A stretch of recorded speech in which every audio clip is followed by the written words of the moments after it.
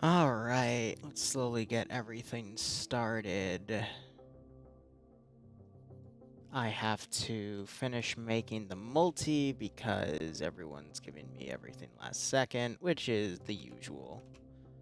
Not gonna complain about that.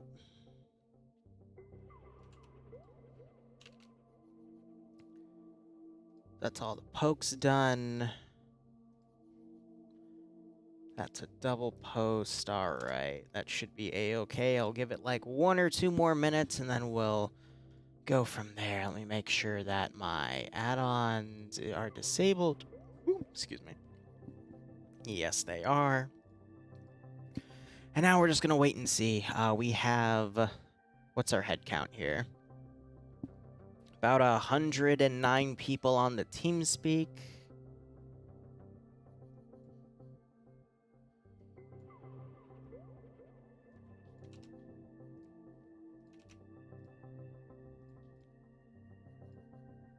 Excellent.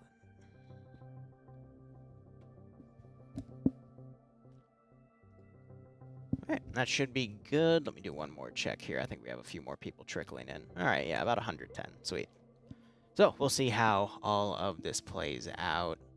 But otherwise, communities we have on tonight are a crap ton of people under the guest category. Some SOC players, some TAS players, some SO, some OP, first RRF, excuse me, a few from American Forces, CBC, ML, TAS, a TSB member, 2 TK members, a 15th MEU member, 1 RW with the big chunk of people, 175th IDAP. I can only imagine what that means. A good chunk of coalition players brought in by It's Not Severe. I don't see Llama, though. That's a shame. I like that guy. Arma Addicts, SOG, Task Force 121, Scandi Recon has a few guys. 29th ID, you have a big chunk of people. 2nd MRB, some FNF staff, and it looks like that is it. Alright, let me tab back in. I'm going to more than likely be solo shoutcasting. Barb told me he is not going to be here tonight, and I think Dream is off to bed, and Maz is more than likely playing, so that's okay. It's just going to be you and me for this stream. Might be able to cover round 2. Not sure about. Depends how long round 1 takes. But if round 1 takes the entirety of the time and we get to like 9:30, I'm probably going to dip so I can give Bleach Boys my entire attention. But if the round ends early, I could cut a little bit into the Bleach Boys time slot because they're going to be doing Arsenal stuff. And then we can, you know, jump in as they're finishing their Arsenal and then get in and do the operation. Otherwise, trying to think of anything else that is on the docket. We'll run the Bleach Boys op. That's going to be Phase 3, the finale of the what I've been calling SCP Canada. It's really called Operation Purifier, but nice little SCP trilogy campaign. Their next campaign is going to be some sort of time traveler campaign, and I'm still working on the exact details for that one. Otherwise, debating what else. And then we're going to stream some development for the Checkpoint RP. Since that was fully paid off. Willow started off, and then Larry killed the rest of it, so that was nice. And I already looked at the map just to make sure it was feasible. And it's going to be more than feasible for what I want to do with it. And then we're going to basically set up spawn zones, set up factions, maybe an arsenal or 2, and go from there. So that should be pretty nice. Probably about an hour's worth of work. Really, I just want to set up a foundation so I can then set up a document containing like factions, what the goals are going to be, maybe build the followers of the Apocalypse base up a bit. Some squatters in Freeside too, because I want to develop a few different plots here. And we'll see how all that goes. But I'm thinking the quicker I can start working on it, the more I can come up with. But I'm thinking this Sunday after MCO, I'm going to be spending a lot of time developing stuff, but I also need to spend a lot of time editing. So I'm not sure if I'll stream all of it, but, you know, we'll get through it. Or we won't, who knows. But looks like they are starting to slot. Let me quickly check numbers in the channel here. We have 108 in the channel. I'm the 109th. We've got a few other people trickling in, so we'll probably get just over 110. But we're still only at 104 people on the server. That was actually at 96 a second ago. So, all right, people are coming on, and the server's updating, which is great. And we'll have to see how everything goes. So we're probably going to still be streaming for another 5 hours, give or take. I'm probably not going to go to bed until I get what I want done, and then I'm going to also finish up MCO, since that is this Sunday. There are still some finishing touches I need to put into the AO, and then I have to update the document with its overall objectives and some images. And start letting Makarov, who's ground commanding that one, prepare it. So, otherwise, that is what my docket is for today. I don't think I'll be doing any streaming tomorrow. Bloodwing wants to spend some time. I'm planned out a few things, but we'll see what ends up happening. And then Sunday, we'll be back for MCO and hopefully some more development, because I've got a lot of stuff to work on.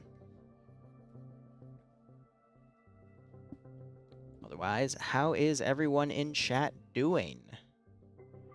Hope everyone's A-okay.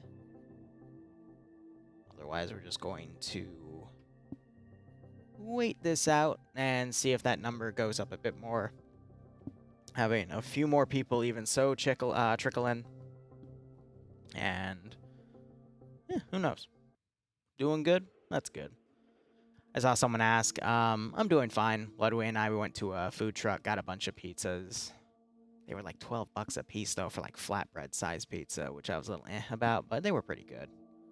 But she had us order 3, which was a bit of a mistake because I ended up eating all of it. Now I'm a little bloated, but hey, live and let live. I know better.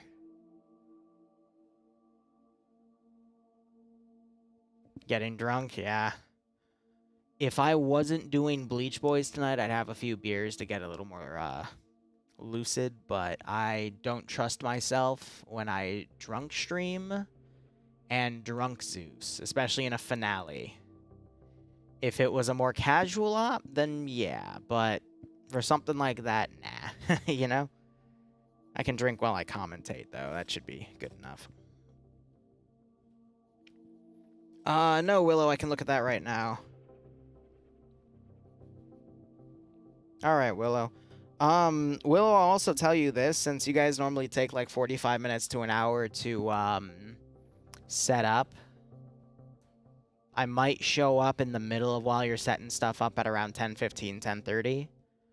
So that's when we'll shoot for brief, I guess. But that also depends if they get through round 1 really quick. So we'll just play it by ear. But again, everything's preset in the AO. The only thing I have to do in it is end key a few things, because I hate how bodies ragdoll when you just set them to die in Eden. Absolutely fucking hate that. So at least when you end key it when you're in the Zeus interface, the ragdolls are actually, they look fine, because otherwise they usually just die with, you know, their head in the ground and their 2 hands up. And then they also, like, still, like, glide around in a circle. It's weird. I hate it. And then I have to set up some commands for intel interaction. Yeah, that should be good. Yeah, Willow, just shoot me a message. And again, this depends on if they finish up round 1 early. If they take the full, if round 1 goes to time, especially since we're starting 17 minutes early, excuse me, late, probably won't cover round 2. Willow, I'm probably going to run a secondary poll, too, because I don't know what type of time travel up we can do. So I might run a sub thing, since I have 2 weeks to develop it, but that way I can refine it a little more just to see what people want. So I'll probably give you that poll tomorrow, or figure out where to post it tomorrow, and then I'll give it like 4 or 5 days and then run it forward. Because time traveling, in my head, I had an idea, but I'm like, wait, I could do this, this, this, this, or this. Because it depends on, you know, what aspect of World War II you want to do. Or we could do Vietnam, because you have the SOG CDLC in it. Could go either way. You know? How interesting would it be to have Jurassic Park meet Arma? We do have a Velociraptor mod. It's a little depreciated, but technically I do have a guy now that can do textures. It's just they're expensive to have commissioned. Oh, hey, Don. Appreciate the, Wasn't expecting you to be here. Who's bacon-flavored Ivan, and why is he under the empty category? How did you get under the empty category? What?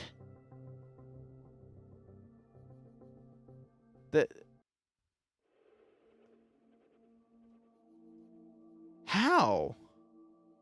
Never seen that before. Huh, weird. More you learn. So, I could run another Velociraptor op. The issue with it is if you spawn the wrong type of Velociraptor, it breaks everyone's ace. I learned that the hard way in the Emu op, which, speaking of, you'll probably see a Deagle come up within the next, I want to say 4 or 5 weeks. Because, I have to pay for some Emu models. And I got a quote, now I really want to do it. It's going to be a few $100, but I want to do it. I want to do it, and I just want to watch all my players get massacred by emus. I want to show you guys what the real emu war was all about, all right? We'll get there. You know, I just realized I'm solo shoutcasting, which means I can actually turn my TFAR plugin on, and we can listen to them on the ground. So let's actually turn that on real quick. But if it goes well, there might be some other things I have textured in the game. Which, again, is going to get expensive, but yeah, I could make that work.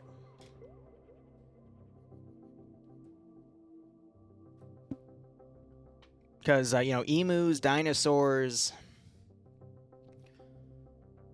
I'm just not sure about really big ones, but, you know, we can figure it out.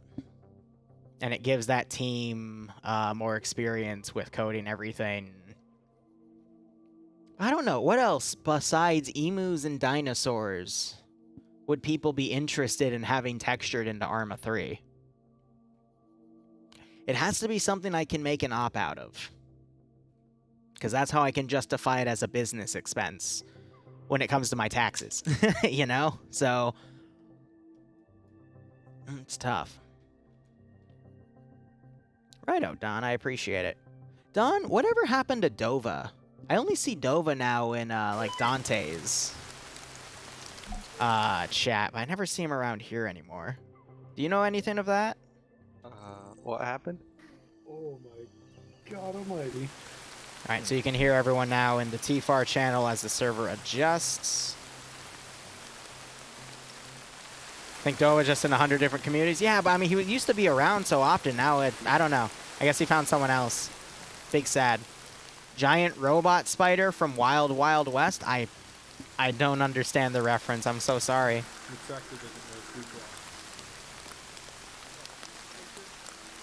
Alright, so raining on Susari, which is the little thin map there. Who the heck knows? Let me get this started here.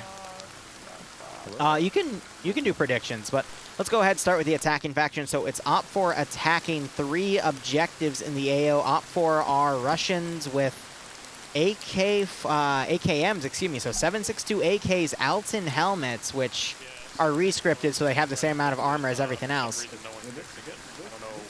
This is weapons import.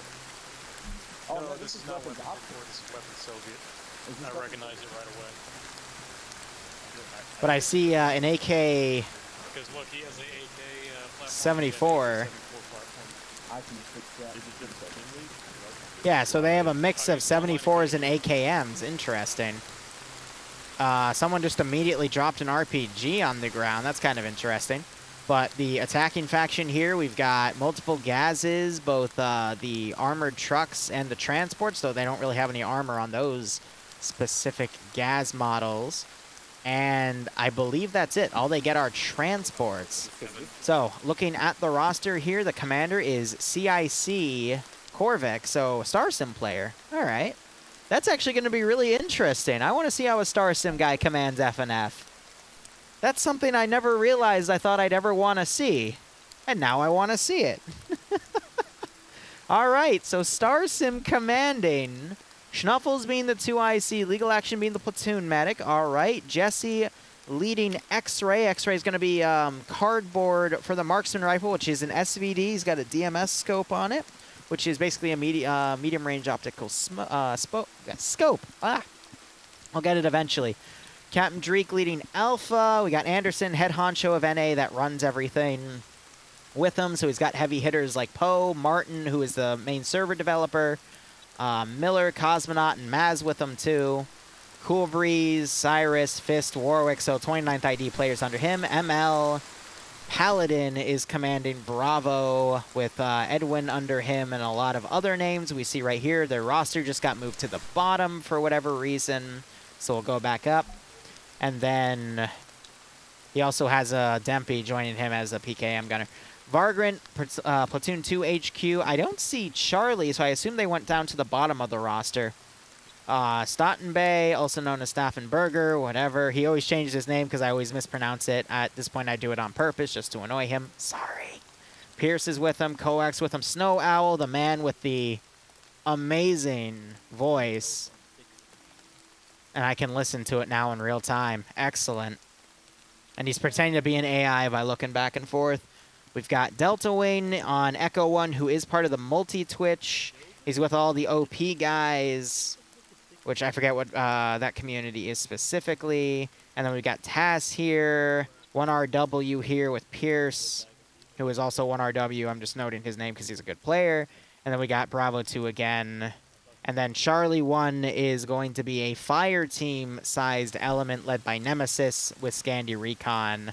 Falcon with the machine gun, like a hawk. And Iander, who is going to take the AT with Tolly. And then Koak is on his own in Delta. So a pretty strong roster right there. You got Scandi Recon, you've got 29th ID, which are one of the better communities out there. They're the home group for FNF, so they've obviously been doing this for a while. And they're led by a Star Sim guy.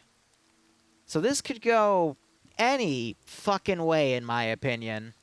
You all know about my gripes with Star Sim, but let's see what they can bring to the table with FNF. But anyway, going over Green 4 here, they've got one M2 Humvee. Excuse me, M2 Off-Road. No scope, no shield. It's going to have only about 4 or 5 boxes of 100 rounds. And that's going to basically be used to either intercept Op-4 as they come in or as a support weapon. But I would say it's going to be better as an intercept vehicle. Already seen some heavy hitters down there, but let's go through the roster. We got Patriot ground commanding, who isn't one of the normal people you see commanding, but he does it a lot. So I have a little more confidence knowing what he's going to do compared to what the Star Sim guy is going to do. But hey, it could go any way here.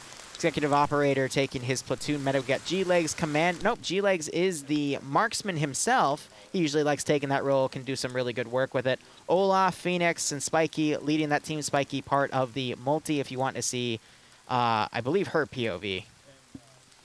Jib Style taking Platoon 1 HQ, Benario being the medic in that platoon level, and Bacon Flavor being the 2 IC there. Votra squad leading Alpha, and Alpha has what appears to be the Coalition group. And actually, I think these are all Coalition players, minus a few that were filled in. PFC, so some Milsim guys here. Chupless, Norris. I forget what community they're a part of, but Norris, again, big name to watch. He has been doing really well over the past few weeks. He's been the newest guy that has been doing some really good multi-kill stuff. I want to say for the past month, but last round I covered, which was EU round 2, him and Nemesis each got like 7 or 8 kills apiece and just literally turned it around for their entire team to win under Malin. It was Green 4 versus Blue 4. Now, we also have Not Bay under Charlie 1 pairing with Dooley, who's going to take a PKP. Chill's taking the AT. And Bart with them as well. Latofel, Russian Fury, DJ VN. Hope his connection lasts this time because he was having connection issues during the EU branch. Broken with them as well. And then Lurch, Aussie, Adrian, Mito, and Lennox. Now it appears their weaponry And just pop on 51, is also on a booking that- AKM based. Now the question is, do I see any AK-74s? And the answer is no. So they're all 7.62, whereas OPFOR is 7.62 and 5.45. Interesting. Let's give him a warm welcome, shall we? So OPFOR has a slightly bigger caliber all around. But if Barb was here, he'd argue with me over those caliber sizes. All right, so let's actually look at these objectives. So this AO has been done a few times in the actual town of, what is it? Sir, Kyla. Probably butchered that, I apologize. But the first position, the ammo cache is in here, but it covers the entirety of this town, so it's really out of the way. The zones are also about 300 meters in diameter, so those are pretty big. Normally they're a little smaller. But let me see if any of these actually overlap with each other. It doesn't look like it. They're just on the edge of each other. So a lot of searching has to be done by the attacking faction, which makes sense because the AO is pretty small here. So Green 4 has to do a really good job setting up a good defense line, playing a really smart play with that 50 cal Vic. Do I see any Gamma members? I do not. So there's no dedicated team that's going to take that vehicle unless the platoon commands or ground command himself will take it. Interesting. Hold up, I see Ladofel going for it. They're under Foxtrot 1, so machine gun team's going to take it. Interesting. Normally you don't want the guys with the really big, bulky machine guns to take it because you want them on the ground deployed somewhere. So that's an interesting choice. But otherwise, second ammo cache is buried in this supermarket. Easy to miss because of where they tucked it away. And it's also not obviously visible from over here. Also, I love how if you go into this texture, you can actually see the base texture of all the items there past the camo net. So that's really funny. So the attackers are going to have to make sure they're being really thorough. Wow, they loaded the supermarket. That's funny. That's really funny. Wow, all right. And then the third cache is in about the center. It's in the obvious place on the church, but it's not in the church because the church is a cereal box. It's on the edge of it, but that makes a nice perimeter, but AT can hit it from a longer range. So if a light AT gunner were to get in here and see it, he could actually get a shot on it if he's accurate. So that one is probably going to be the hardest one to defend on principle. This one I would say is the easiest to defend because you don't have to worry about anything coming from your south. Maybe if someone on the attacking faction wants to be risky, they can come from the rear and try to swim across, but, I mean, just have a guy there to stop it, you know? Overall, I think Green 4's best bet is to be aggressive with that off-road in the beginning, risk it to try to get some early kills on OPFOR coming into the AO. I would just send it right up an MSR. I'd put it right here, actually, and just have it drive right in, gun forward, ready to go, because OPFOR is, you know, one of two. You're either going to have them dismount here or here, and if they don't catch them, just drive all the way up to their spawn, turn around, take the other route. I could also see OPFOR taking the side road here. But if Green 4 is smart, they're going to have a lot of traps, a lot of explosives set up in the form of mines and hopefully some satchels, but usually they've turned into charges. But this AO itself is going to be really, really tough. Really what Green 4 wants to also do is maximize the use of open area. So fortify against forest attacks, but make sure they also have an avenue to hit anything in the open. But also understand that the attacking faction is more than likely not going to come through the open, so use the obvious choke points that are created through this open area. So here would be one, here would be another, here would be one, but also understand that they can come around. Oh, is that the M2 Vic? That's the M2 Vic. As I expected, they're going to basically try to rush in and take things out. But it also depends on what Green 4 wants to defend in terms of the caches themselves. Green 4 could very much just play a really defensive strategy of holding like a block around the cache site itself, and then have the rest of its infantry kind of hide away and then come in for flanking attacks. because at this number of infantry, it's looking fairly light. We do have a big clump of them down there, but with about 110 players at a 15% number advantage, that's going to be about, what, 40 to 60 at the very least. No, about 44 to 56 would be closer. It's about a 10 or so player advantage to one way, so tough to say. Really, it's going to be all about Green 4 figuring out a creative way to thin Op 4 out as they come in, and then going from there.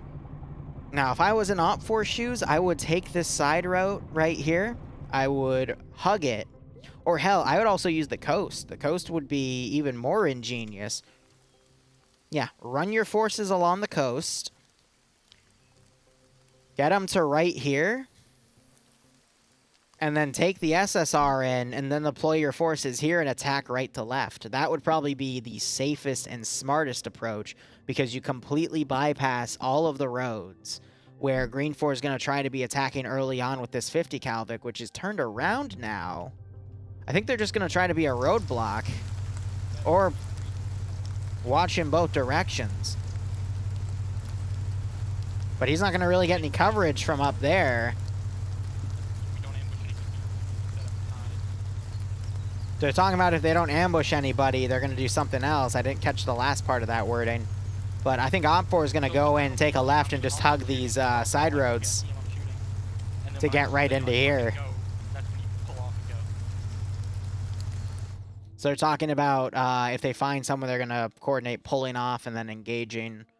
Instead of just following the Vic, they're going to try to pull off and just hit as much as they can in case they drive into something else. But again, with Op 4 having no armed Vics going in, it shouldn't be too bad. If anything, you're going to want the machine gunners to be turned out on these Vics so they can fire back should they run into something.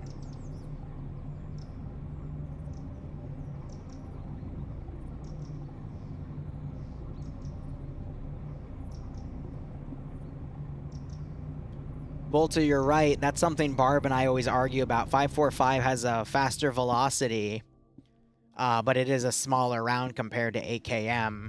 Usually what I see is damage is based off of caliber, but velocity also has something to do with it. But overall, it's usually on the caliber size. Who knows? It's really tough to tell because FNF also rescripts a lot of their armors. So what you would find in RHS, which is the backbone of what this community uses, if you discover all the meta from that, are they...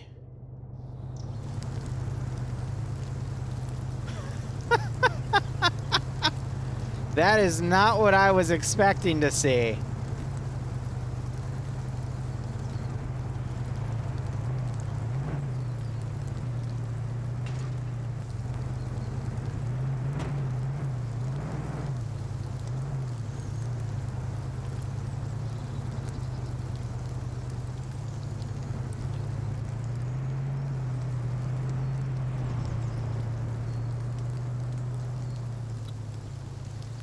So X-Ray is going to come up here, probably try to get some Overwatch to guide the rest of the force in. And this force, they made a wrong turn, but they're going to follow these side routes. That's smart. I would have personally done the beach, though, but there are a lot of rocks here, and that increases the likelihood of someone fucking up. So using these side roads is easier for everyone who can be a various different degree of skill, and give them something easier to go with.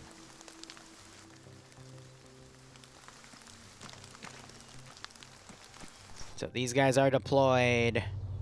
The Vic is sitting right here. A little bit of a lazy defense approach, but I can understand why. I do like that this team of 4, which I believe is the Green 4 Recon team, they're coming out, and they're probably going to spot this convoy coming in.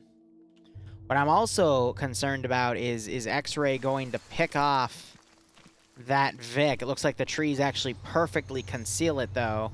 They do have the engine on, but the engine only goes on...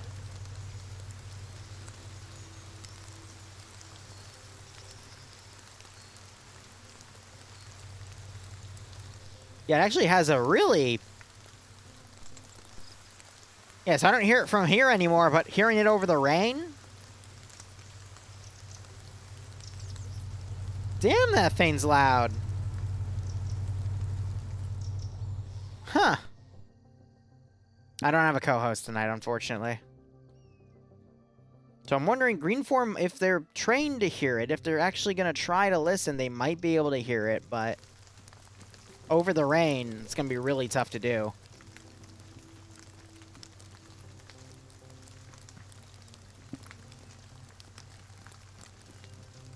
Saw a gunshot over here. It looks like they're going to be proactive in defending the northern cache, sacrificing the other two, which, again, I would say is smart for what this strategy implies, because they don't have the numbers to really do much else.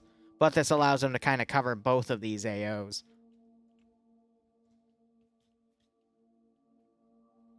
So it looks like they're now going off-road.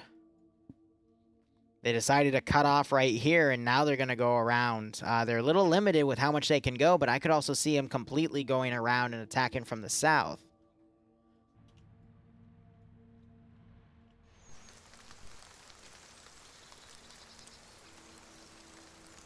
This is all on Olaf here, who's in his inventory. If he had his head up, he'd see these Vics. He hears it. Because I hear it. I got sounds. Yep. Just called in that you heard it. Just along the coast. So he said west, a lot of cars. Yep, contact west. Vehicle. He just confirmed it.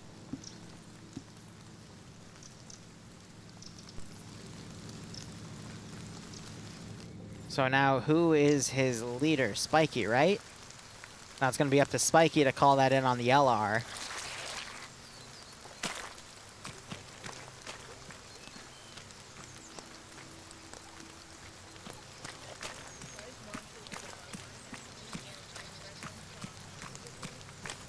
So she marked it on map for her team.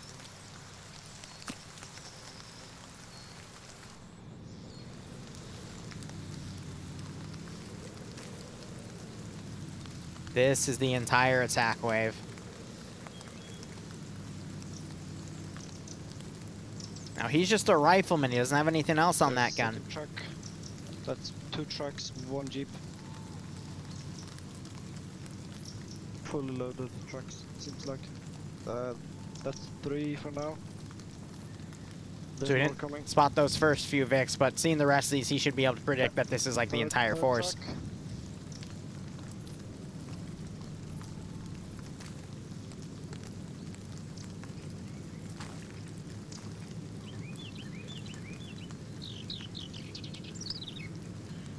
There's the fourth, 5th truck, 5 trucks.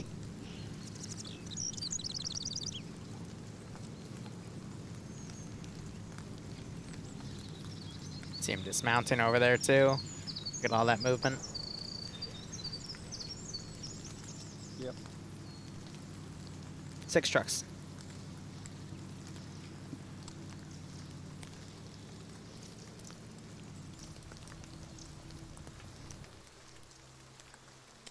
Yeah, so they're going to flank all the way around and attack from the south.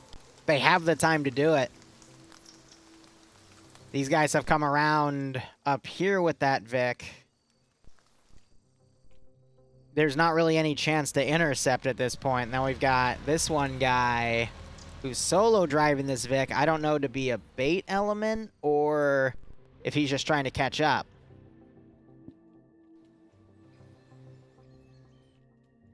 Now X-Ray could actually get in a really good position with the marksman here and start picking people off. G-Legs could try to get in a spot where he can overwatch this open area and get a few free kills to start this round. That would be ideal for Green 4, so they can start working on Op 4's number advantage and at least try to even things out.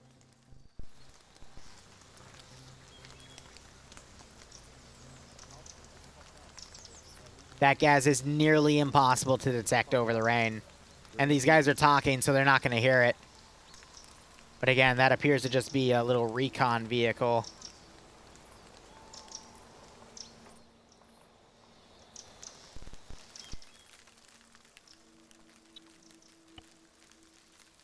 So he's watching these guys go by.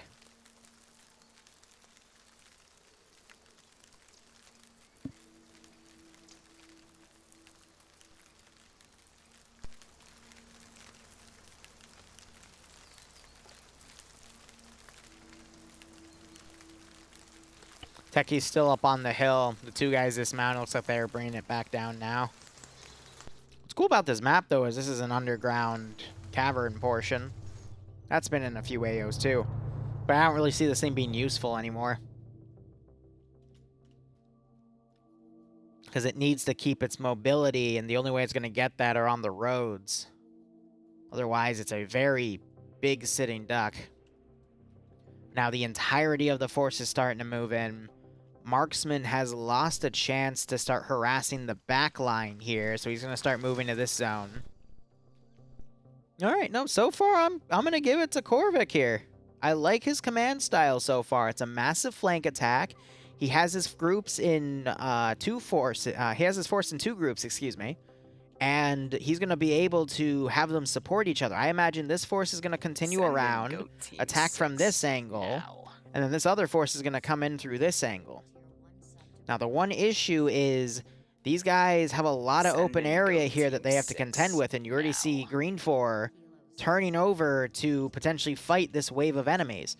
So this open ground is going to make it really hard for these groups to move in, but I am seeing it's Foxtrot with platoon and command elements. Foxtrot is all of the Overwatch teams with those medium machine guns. And then a small element of Echo as well, just to back them up. So a lot of the rifle squads and the Charlie element are here, where the Overwatch elements are actually going to be properly positioned. So I like this. I really like this so far. Otherwise, Kelios, thanks for the 5 gift subs. If you got a sub from Kelios, make sure you thank him. Otherwise, hope you keep enjoying the operations. Hope you get a nice kick out of this scenario. What's that? I would argue that this round is a pretty balanced one. Defenders get an off-road techie, and the attackers get a 15% numbers advantage.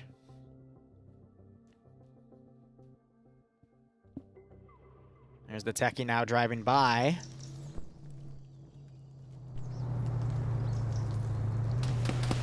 Op4 is going to try to get a kill of opportunity here on it, but it missed that burst.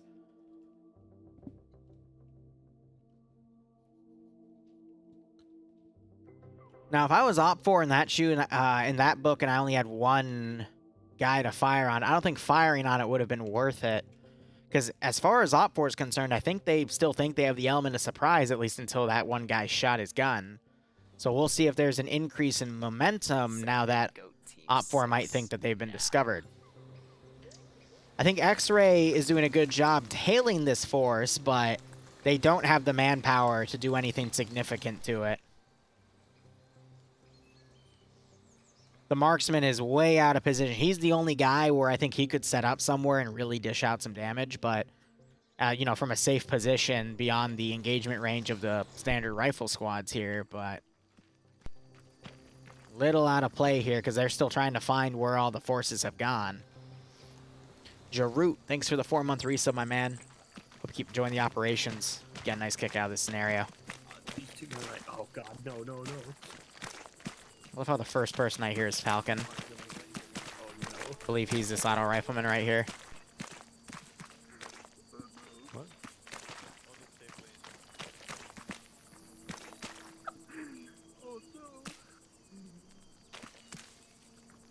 So I think these guys are now holding, and they're waiting for this group to get around. They're going to run right into the technical that's pulled around. It's patrolling the rear line. I guess watching to see if these guys are pulling around on a second flank. So Greenford's doing a really good job of finding where these Op4 attacks are coming from.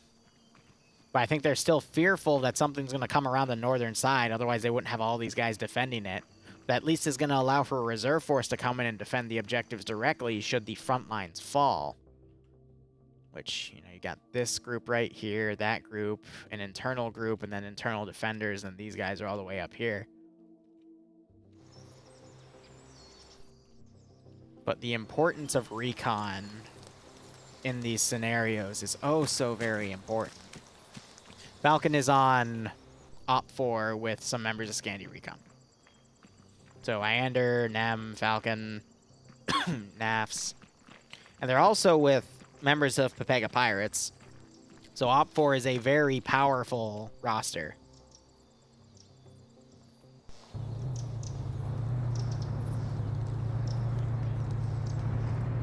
So you got these guys just kind of blindly driving around. They're going to just end up driving on top of Op4 and dying, but I guess that's just an early warning system for Green 4. But this could be achieved by any one of their other vehicles, so which is kind of a waste of an asset if you ask me. But the usefulness of that asset's pretty much gone now. Really, the best thing it could do is now hold the internal perimeter and act as a QRF vehicle. That way, if Green 4 reports they're getting engaged by something, this Vic could come, like, driving by on the MSR, firing into the enemy, but utilizing its mobility because it's meant to be more of a shock weapon. Because it's very... It really doesn't have any armor. It's just one bumblefuck standing on the back with the 50 cal mount, you know? Bearing 260. I saw a guy. I see him crouched running around there. Yep, they're over there. So these guys are noting this group. I think they're going to move away. I'm gonna try to just open up on them. Look, you need to watch southwest.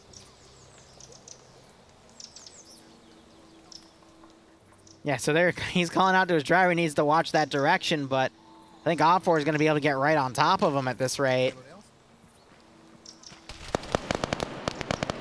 There's the 50 cal opening up. Great kill on one guy.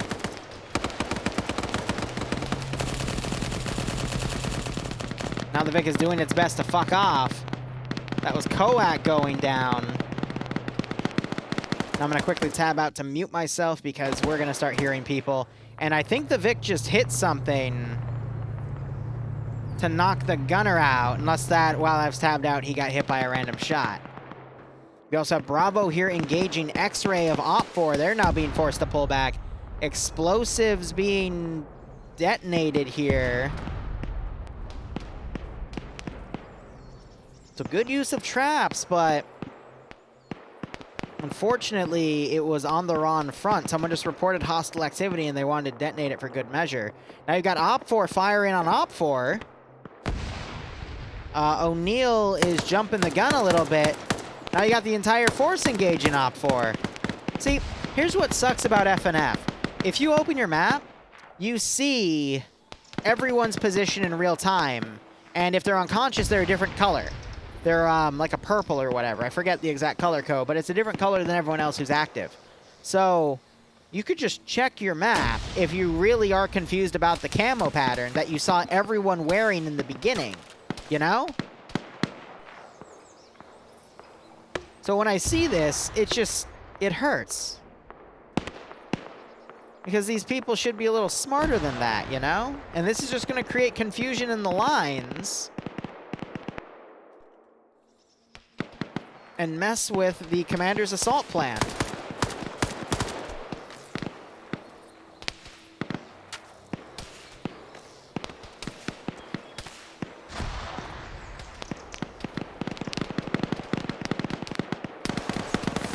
So Falcon's trying to wave at him. He just got shot. The best they can do is just smoke and keep going. Because they really... Wow.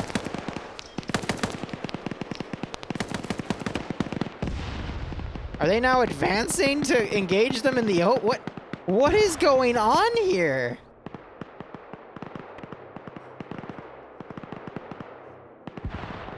Alright, so we're having this flank now opening up on the first Green 4 defensive line under Alpha. We saw someone go unconscious over here. Looks like Cyrus was one of those guys. He also got double tagged. Warwick is down. Did the off-road get its gunner back? Yes, it did. And X-Ray still on the rear here. I'm trying to see if they're going to make any sort of play.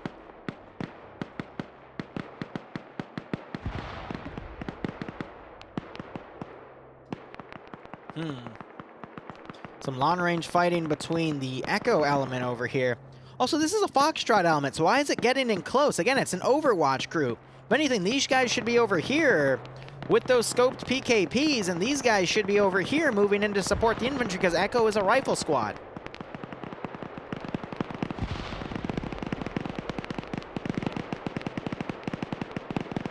See, what sucks for Green 4 is they're going to keep this force right here because they thought X-Ray was a bigger force, and they think this is some sort of pincer attack, but the reality is the pincer's right here. This is pulling a lot of eyes from the defense line here to engage this, and that's going to allow room for these guys to move up. And you're already starting to see Green 4 folding back into the town to try to play more conservatively.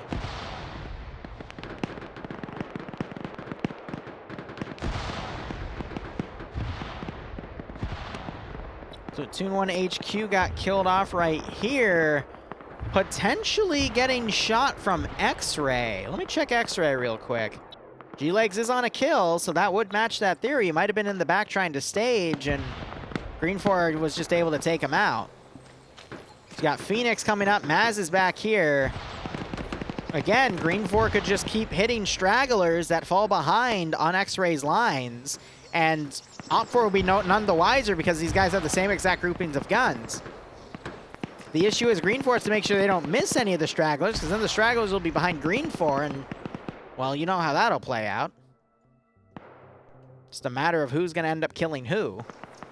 So Germania is down. Not sure if Olaf got that tap there. I think he's waiting this out.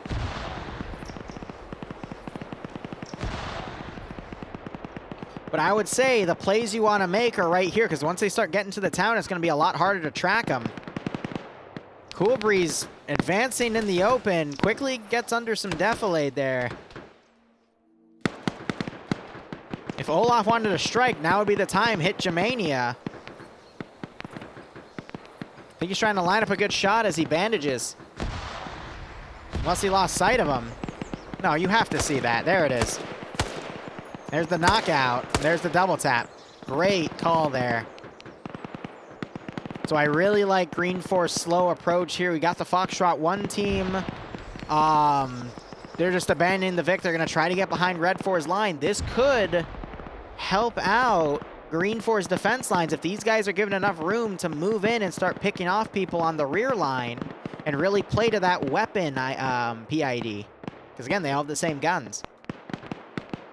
So if each of these guys were to get a kill or two, that would thin these guys out enough so that Green 4 could do what they need to in this defensive line. But Green 4 has a solid defense on the rear to stop Op 4 X-Ray from doing that, but it might be too much. The real fear I have now is Op 4 just bulldozing through this line, because Op 4 have the higher amount of forces here.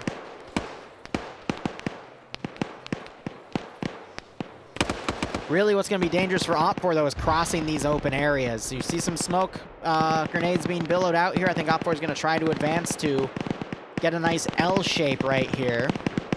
That's going to force this line to fold back into the town. But really, the most important players are going to be Green 4 coming around. Olaf, I think he just thought he was shot at, but it was really crossfire. No, it might have been Maz who saw him. Maz knows something's up. Phoenix is going to poke his head up. Olaf taken out by Maz. You know, Maz is one of the co-commentators, and we always talk about strategies like these, so I'm not surprised that he's now checking the rear to make sure that they're not walked up on. So Fist was trying to do the same thing. He walked out in the open, was actually being engaged by a further element back down. So it's going to be up to Phoenix here to get close, maybe pop a few grenades. He's keeping it low. Spiky trying to follow, gets headshotted by Anderson because Maz now called out that there's Green 4 behind them. Explosives going up. Not sure. I think they're blowing up the buildings to make sure there's still open area for Op 4 to come in, and that way they'll be more easily picked off instead of garrisoning the buildings. So something we don't really see in FNF, but it's a really smart call. Now you got Bay up here, who's on 3 kills right now. Really utilizing this open roof to see above the defilade cover here and engage Op 4 that push in. That smoke grenade, though, is going to be his biggest enemy right now because that's going to allow Op 4 to continue advancing. Great call by Bay there. And we've got a guy named Player One with his handgun out, trying to fight Zoni. but he gets sprayed down by Dempy, who was watching that other corner. And you got Dooley hiding in this bathroom too. So Green Force trying to have a few people stay behind in small buildings to thin out Op4 even more because they understand they have to get rid of that numbers advantage to even stand a chance. Looks like Phoenix was also tapped off. Maz didn't get the kill there, but he's going back with Anderson to make sure that these guys are dead. Smart call by Op4. All right, so Dooley's going to be hearing those smokes. Dooley plays with T5 Bay, or excuse me, not Bay now. So I expect him to be able to do some really good shenanigans here. If he gets behind this entire squad and wipes them, it's going to be brutal. But you see this L shape now. It's kind of moved up instead. RPG missed the building. That's pretty funny. Oh, wow. Ground Command himself is right here. I think at this rate, though, everyone's understanding the plan. I think they're trying to blow up the VIX, too, but they're set to invincible, unfortunately. Ooh. If they look right... Guys, what are you doing? Oh, no. Someone look left. You gotta hear those gunshots. Okay, Ledhofel heard it. He's gonna point that out to Russian Fury. Starts engaging. Drops one. Russian Fury doesn't hear it. He's now running around. Delta Wing sees him. He turns instead.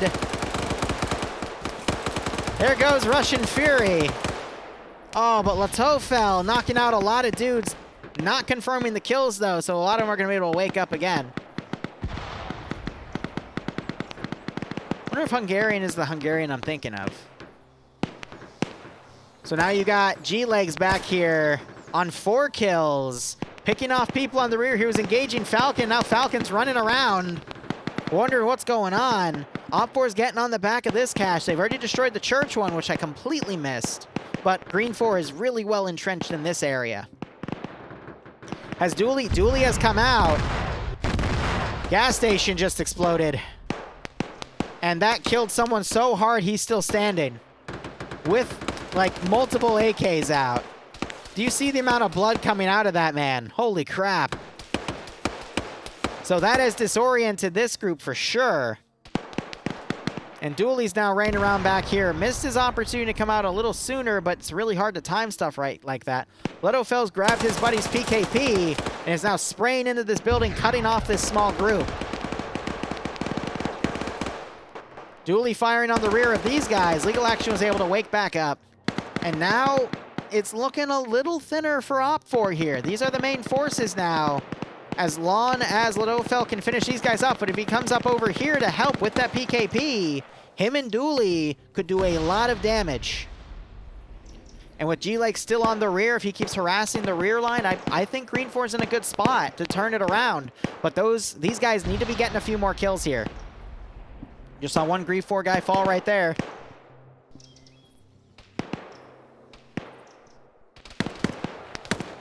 How's not Bay doing? I don't see him up anymore. That might be his body. Yeah, he was taken out after getting 5 kills. That was indeed his body, unfortunately, because I saw the gun on the roof. But those are the levels of kills these guys need to be getting. So Ledhofel is actually going to run up here. Little risky to be caught in the open like that, but no one's really looking left or right, as we've already demonstrated. Dooley's going to run up. Smoke grenades popped in. He's going to run right behind Ghoster, eliminates him. Takes out Dempy. Zoni doesn't even notice. Triple kill for Dooley.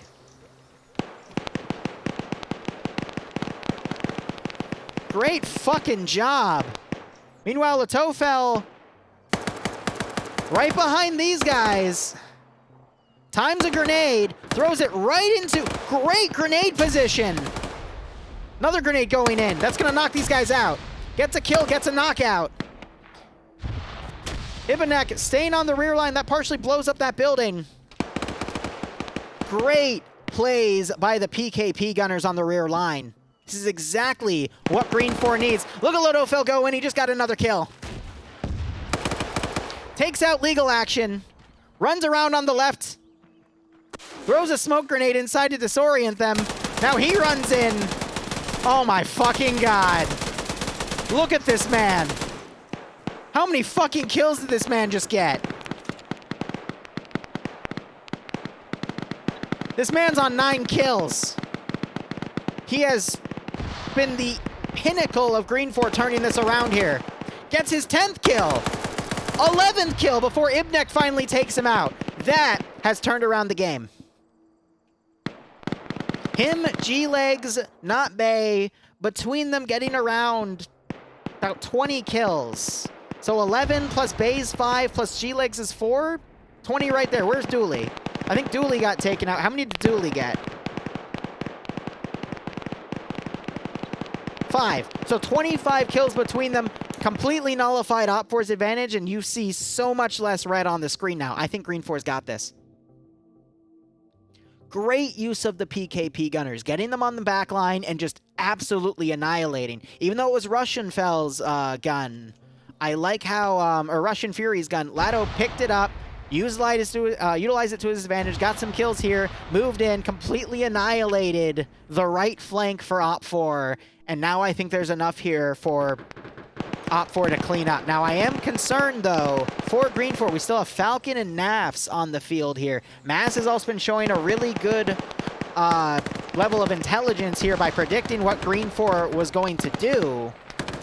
So they could still turn it around and get this to an Op4 victory. G-Legs back here, though. He's on 5 kills himself. Explosive trap going down. I think that killed someone. So again, neutralizing the amount of buildings Op4 can use to move up.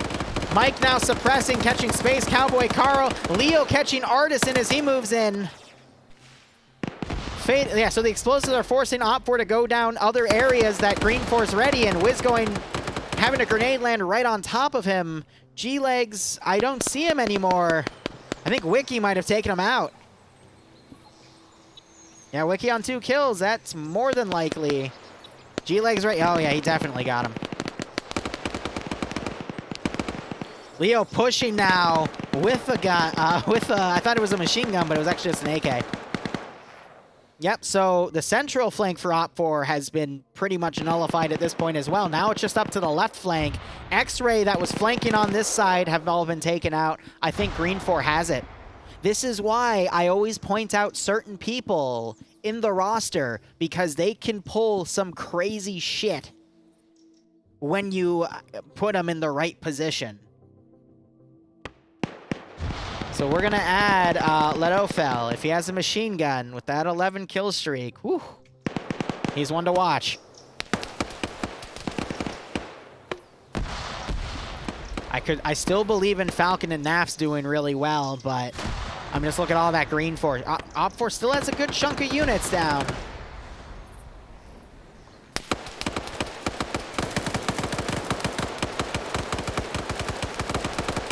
Great flank by Martin there as Anderson distracted him.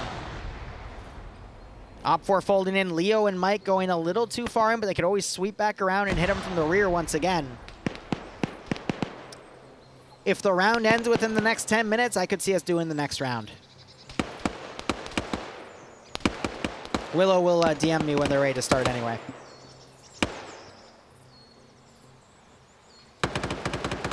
Falcon getting a drop right there. That's great.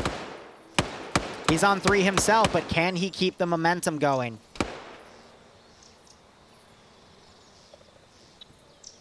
Again, I could see him and Nafs doing really well here, but it's going to be tough.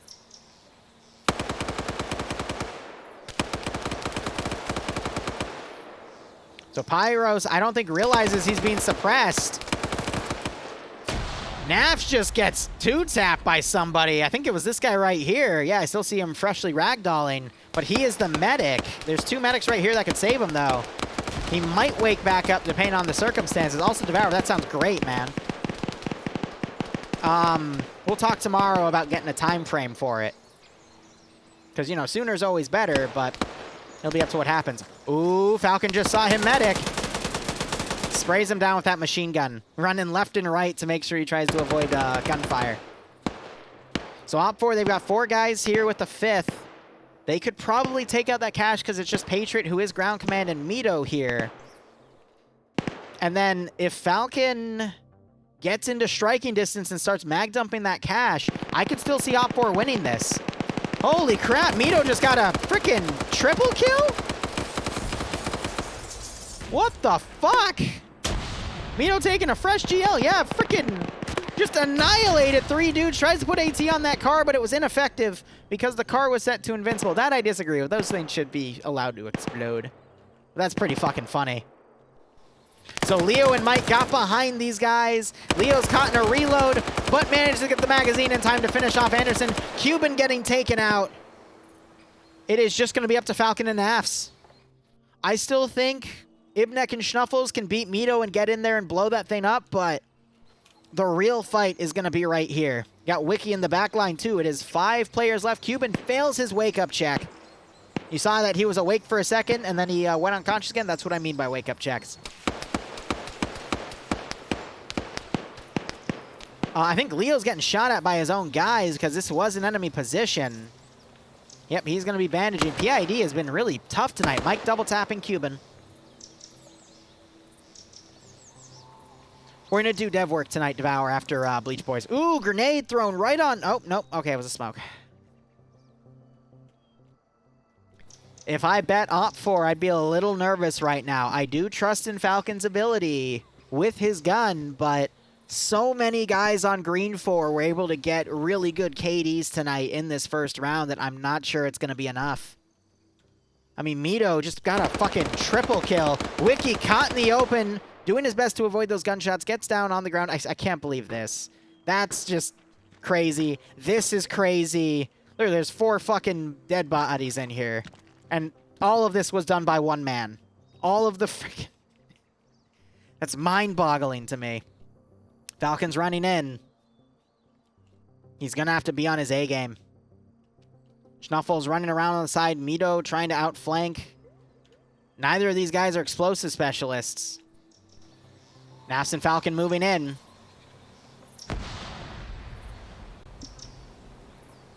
Let's see what they can do. Nafs gets picked off immediately. Okay, well, so much for that one, Chief. It's okay. Falcon might run down to the southern cache instead to reinforce Wiki. Mito flanking Ibnek and Schnuffles. No clear winner on that fight. Schnuffles tries to put a GL on him. Farth going grenade. Mito now flanking around this flank. Ibnek's able to take him out. All right, these two should be able to knock out that cache. Meaning Falcon has to destroy this one. Might be backed up later. Oh, but he gets knocked out as he runs up to double tap Garcia because of those open doorways. And if he wakes up, Sholin's just going to tap him. Garcia wakes back up. He looks a little confused as he now backs away. He spots Falcon's body and he turns instead. Shuts the door. Opens the door. Kills Falcon. Shuts the door again. Yes. Yes, I think it's important to make sure the guy that's next to you just gets shot dead. That was a good one. Some people might not find that funny, but I find it funny when someone gets knocked out, backs away, shuts the door, opens the door, fuck you, shoots the guy that shot him, and then shuts the door. I see humor in that, all right? I guess that's just my shtick. Write that down, write that down. See, what concerns me here is, are these guys too worried about not destroying the cache or something? Because you see an engineer backpack right here because it has the bolt cutters. So just put a charge on it and keep going. But I guess they're too concerned with where everyone else is. So Wiki still has his AT, but I don't think... Just based off of what I've seen these 3 guys pull so far, I don't think they have what it takes to kill everyone in the remaining 13 minutes. Now, there is a fly flying around in my office again. If I see it, I'm going to smack the motherfucker. So if you see me drop what I'm doing and start hearing some swishing sounds, that's me trying to get that little bastard. This one joinable? Next round will be, if you do exclamation point F and F and you're able to get in on time, there is slots. We're only at 110 out of the 124 player cap. It was nice though, EU was fully booked. Oh, we've got Leo and Mike. Wow, they were over there, and now they're coming around on this side as well. Schnuffles could take them both out.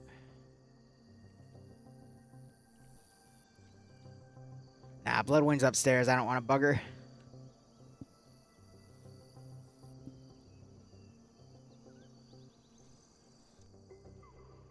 "12 minutes remaining."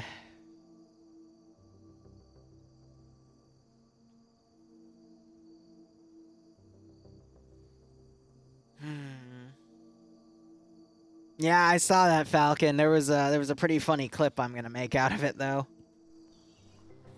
Leo's gonna move up. Schnuffles, I don't think is all the wiser. I think Leo knows Schnuffles is there because he's trying to do this really tactically.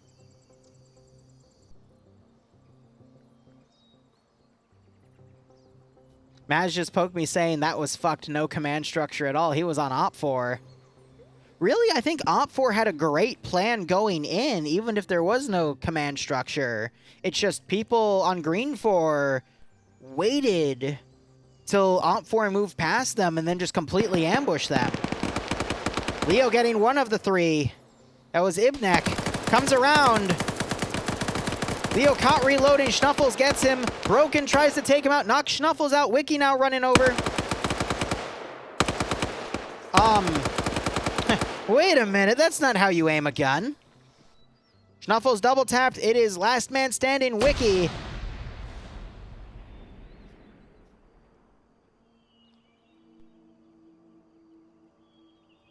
I mean, for me, the mistake was just not checking every building as you moved up. Because literally, they had one guy in that shack, and one guy in another shack over here. Yeah, I think it was this one. And they just started wrecking face.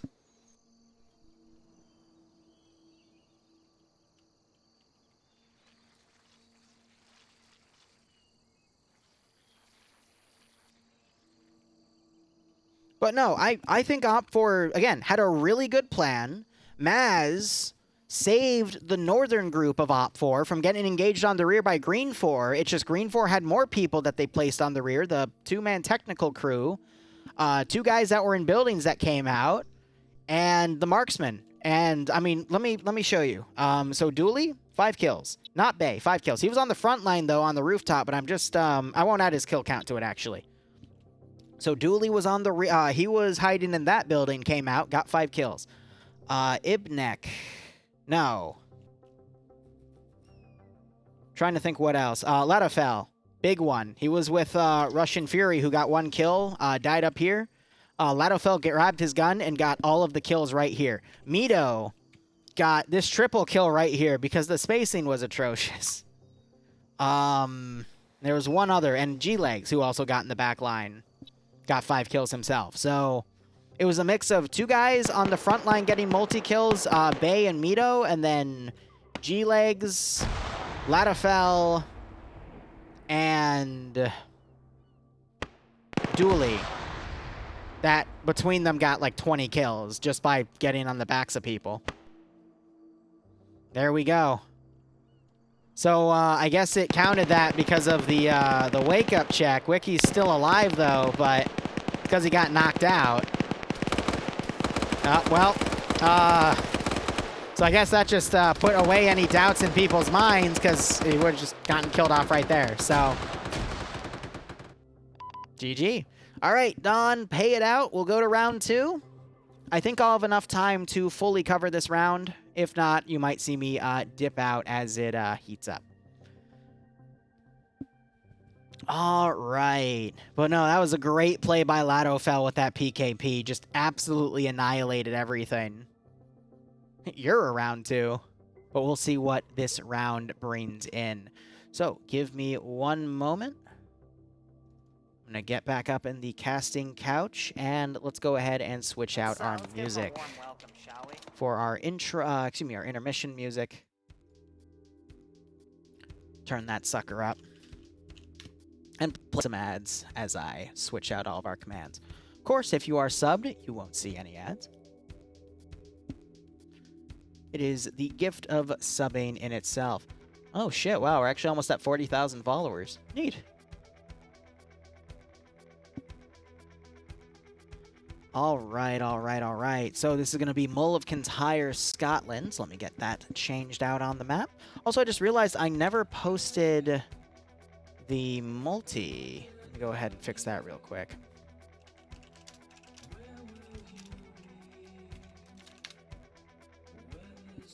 Go ahead and get that going. My bad.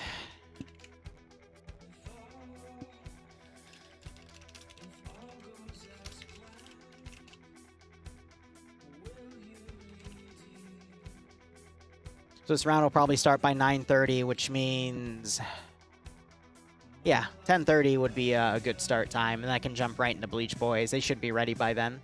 I'll shoot a message to Stone Willow about that. All right, this is round 2. Let's see what's being covered. It is a rush attack, which means they have to be done in order. Green 4.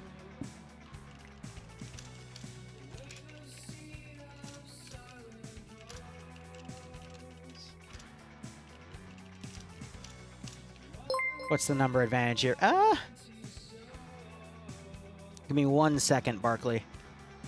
I just mispronounced it again. Barky, I'm sorry. Breaky, it's Breaky.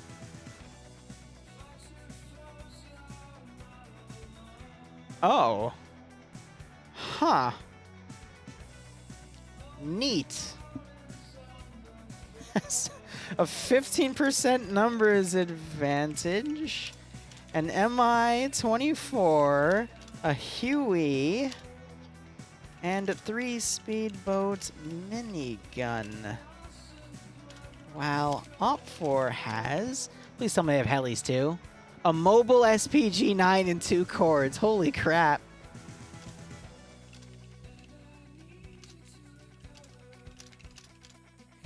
What are those cords? Yep.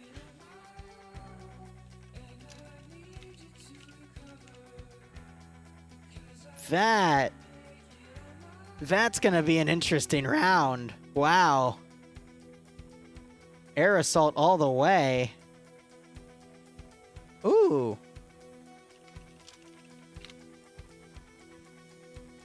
Ghoster made this mission, and he has some lore to go with it. So I'm going to post this in sections.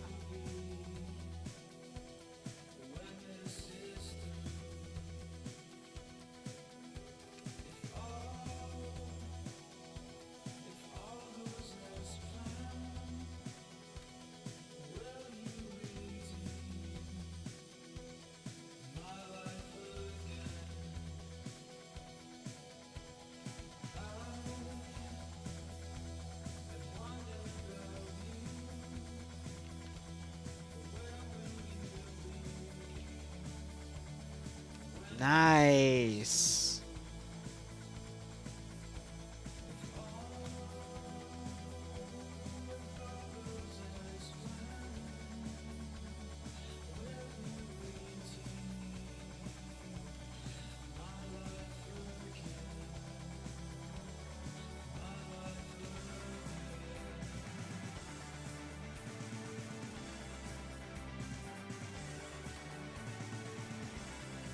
Let me check the prediction. Don might have gotten something to do. Manage prediction, choose outcome. Green 4 won that one. And we'll start the next prediction when the match starts officially. Let me shoot a message to Stone.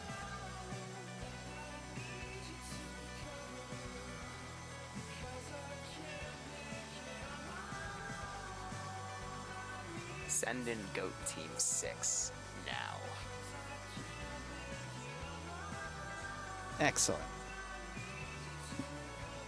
This means I'll probably keep the stream going. We'll go right into the Bleach Boys stuff, which means we'll also go right into the free side development for the Checkpoint RP in a week and a half. And then I might start another Deagle for the emus, since Devour has just told me that he's actually mostly done with the texture, which I'm going to check my phone right now.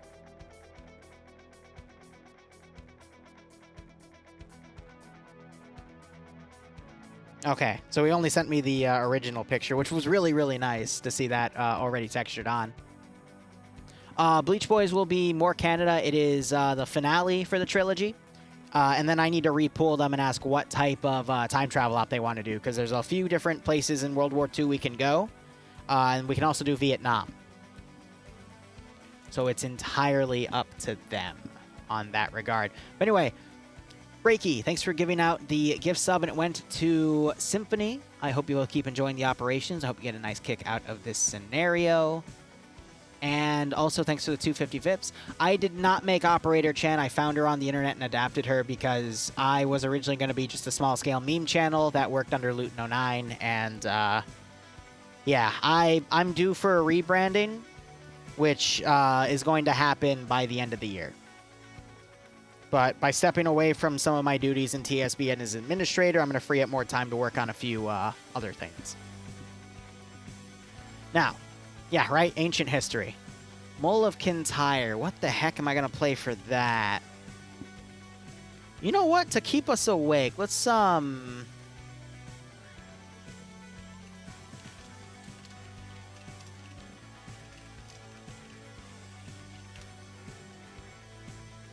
run this. So let's pause that. Get this loot.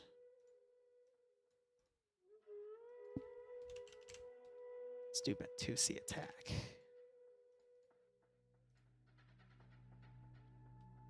FNF, next mission will hopefully get started momentarily. It helps if I actually pick a slot and play, right? Wink. Anyway, I'll BRB one second. I'm just gonna quickly use the bathroom since I'm not gonna get a break here.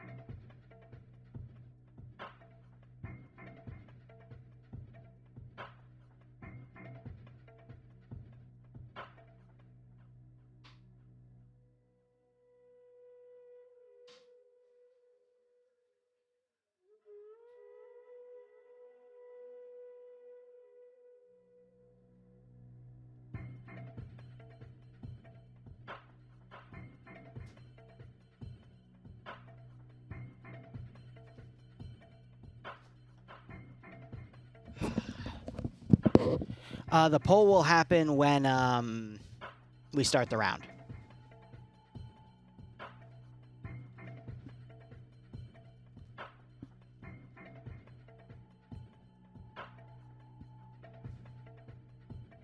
All right.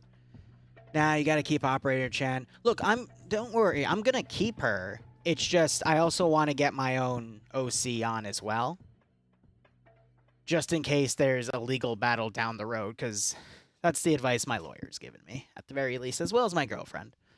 And another person that does legal aid stuff. So, eventually it has to happen, but we'll keep her on the back foot with everything, you know? Anyone working with Luton could only ever be a small scale. He wouldn't let people grow around him. Yeah... That's kind of why I think we ended up separating, because he saw me as someone growing, and that was... I think I accidentally pushed him out of Arma entirely because of that, but... The only reason it ended up happening was because he refused to take feedback. And he just got more and more malicious as a Zeus. This was like back in the day. I wish him all the best, I always have. But... You know, my current motto with Zeusing is you got to take feedback, because if you don't, then, you know, what are you doing? Let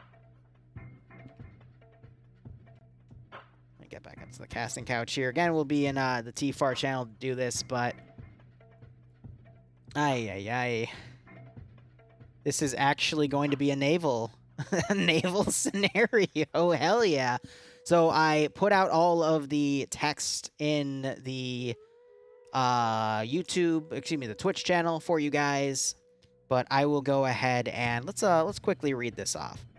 So, Operation Op4 Fortress. It took only a stunning defeat of our Op4 supply base, and IDAP Command decided to make an even bolder move. North in NATO underlying territories, a secret Op4 base is being used to send out battle commands for our last 3 operations. The base started breaking ground back in May 2004. There's a lot of people jumping into the channel too, because I think you just passed the lore out. The intent was to be used as a government facility to do more exotic experiments where the general populace could be in danger. Weird wording. After 3 years construction, funding from a private agency, unknown origin, suddenly dried up and the place was abandoned. Only recently, within the past year, a new private agency made a large bid to claim and build on the existing superstructure complex. Being within NATO/UN's area of influence has led many to believe that they can trust the builders to continue building up the science facility and exploring more complex and dangerous scientific discoveries. The intel. An anonymous source has given IDAP Command sensitive info containing the private agency's origin, goals, and past involvements in various areas around the world. Mainly, here, they just started the round, didn't they? Yeah, all right, give me a second. I got to put the prediction up.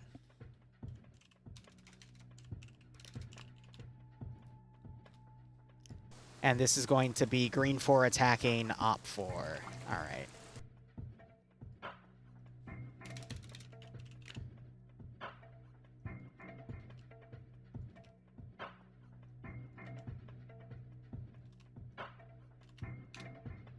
And we'll put that for 15 minutes. Excellent. Now, where was I? Anonymous source has given IDAP Command sensitive info containing the private agency's origin, goals, and past involvements in various areas around the world.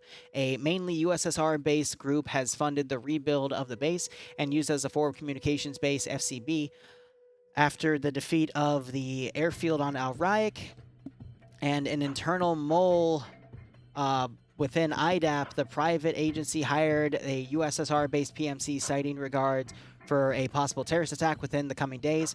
Within 48 hours of plans being sent out to the higher trained groups within IDAP for platoon planning, the rapid militarization of the FCB, NATO and various UN agencies have taken notice and have made promises to sanction the terrorist organization and origin country in hopes that the private agency rebuilding the island superstructure will quickly dismiss the standing military forces, citing concerns of the local populations for an invasion force or inviting a foreign fight to their land, neither of which they want. The objective. The IDAP plan consists of the 32nd Guard Division moving in and attacking various computer terminals from the given intel, see above. Unfortunately, the security system was labeled as an X997-GR10 hash code protection. That was pulled out of the ass. I love it. The provider remote server hash breaker has a best time of 4 minutes GR10 encryption crack, so expect around 5 minutes to crack the hash code and lift the important data. So basically, the terminal is going to take like 5 minutes to hack. Whew. For assets, we'll be bringing in PMC provided, UN library. What? Assets including Mi-24, UH-1H, and 3 minigun speedboats.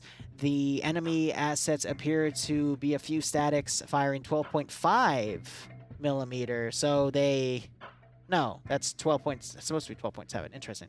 With a support-based rocket truck.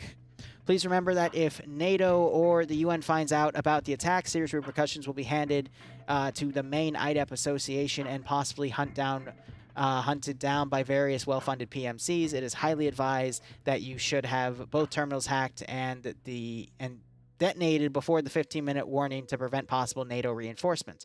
Good luck. Have fun. Wonder what that means. Maybe that'll be like Blue Fort coming in or something. Who knows? But yeah, cool story, bro. I like it. That was Boston's lore right there.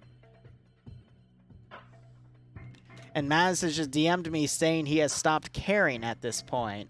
Probably because the plan has been already annoying to listen to. But let's go ahead and break down the roster now that I've given you all a nice intel dump. So, Green 4 is going to be the attacking faction. And it is going to be led by Beeler. I have never seen that name in a command position before. So, awesome. Someone else stepping up to take the role fresh tonight. I like it. ML under X-Way with Edmund doing the marksman with a Mark 11. Let's go ahead and look at their guns real quick. The LZI mark. I don't even know if it's possible. So but G36Ks. Pilots get the MP7, which is a really good submachine gun. And M249, so I'd assume also 240 Bravos, and the mat weapon is going to be a Carl Gustav with, oh no, it's actually an RPG that Eander has there. And it's M72 Laws. Okay, cool. Cool. So looking at the roster here, we have ML, Vagrant with Snow Owl and 1RW, PFC, Nielsen and Wells with their group with Pop-Tart from Pluto, Cardboard, Lurch, Mito, Lennox, Not Bay and Dooley in another team together under Foxtrot 1. And we also have Scandi Recon. And I'm also looking for Latofel. I guess it's going to be other team. 29th ID right here with Norris, who is another name to watch. Legal Action, another good name to watch. And Koat Ghoster, Ibnek. Yeah, no, overall a really good roster. I don't see Russian or Labonek over here. Probably butchering his name left, right, and central, so they're probably on the other side. But let's go ahead and look at the vehicles here. So we have 3 speedboat miniguns, multiple transport boats.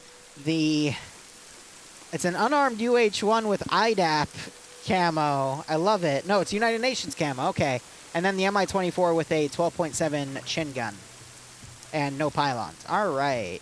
And then speedboat miniguns, usually they probably have that 40mm grenade launcher subbed out for something else. And you got some people running up here. I believe this is the marksman team that are going to stage from the beach to overwatch the attacker force come in. So a lot of good firepower there. Let's see what we have for this quote-unquote superstructure. So the commander in charge is Maz himself. Well, Maz, I hope you're carrying because you're commanding, and you said you stopped carrying. Or the like lighthouse, I guess. Just So it's the around, same like, Russian somewhere OP4 around there's kits, gotta be, except the like, guns are command and changed. So then now some I'm kind of seeing bridge cover. Yeah, there's a lot 545. They got the There's SPG-9 car. There will be a bitch. Landing here will be a bitch. Yeah, the green is I pretty bet much this whole where they ridge will should be a land. choke point. The green line around the island. Well, This kind of looks flat. This area so over here looks they're kind of probably flat. not going to go for a air assault. They're probably going to push shit in from the sea If they have because they've parachutes, only they got can. they've got 2 parachutes. Oh. What we'll probably see is they'll probably land some kind of crack specialty, whatever the fuck, on using that Huey. But the main force is probably going to come in from the assault boats, and I'd imagine the assault boats are going to have cover. So that's from the, Delta Unity Wing talking. boats. Maz, what would you like Alpha to do? Who's my Delta? That would be Delta, right? Delta Wing. So here's the SPG-9 car. There's 2 cords somewhere around here. This is a really cool quote-unquote superstructure. I might steal this for an op one day. Because this is pretty dope. I always like seeing custom compositions like this made, you know? They have their own Mi-24 and Ka-52, but they're probably locked, unfortunately. All right, Maz commanding, Chills being the marksman here. Coalition, who have been really good players, didn't really do a lot last round, which I was a bit surprised by. But let's see if they can turn it around with Severe and Tanaka under Alpha 1. Anderson also over here. Poe, Martin, Cool Breeze, Warwick, Cosmonaut, Olaf, Delta Wing leading that group. Guy Fieri is playing under Op4. So normally him and Legal Action are both in the same group within Pepega Pirates, but he is going to be an antagonist today under Op4. Interesting. So other big important names, like really good heavy hitters that are really... Fuck, there's that fly. Oh, I just lost track of him. I told you, if I see him, I'm going to bury it. How'd you get back over here? Are there 2? He's flying. Okay, here. He's flying in a circle. I'm going to fucking swap.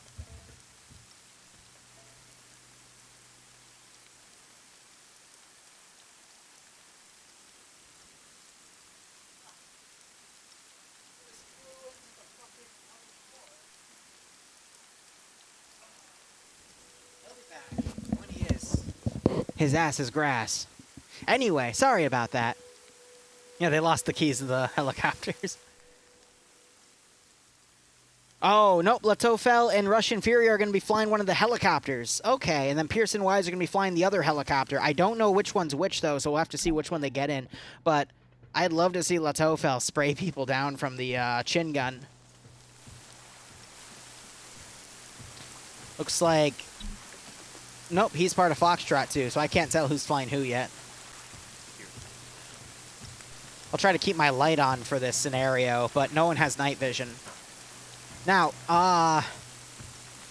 in terms of who to bet on, guys, Green 4 has the more powerful players on the roster, but an op like this can go either way. Op 4 has a fucking SPG-9, alright? So they could just start swatting anything that comes in via boats, but Green 4 have an Mi-24 with a chin gun that could easily murk this vehicle. So it's really just going to be on, in my opinion, let's see, if Phoenix is driving, so that means G-Legs is gunning. G-Legs was playing marksman last time, and he got 5 kills, and he was a significant part of Green 4 winning. So if you believe in G-Legs' marksmanship, I would bet Op 4.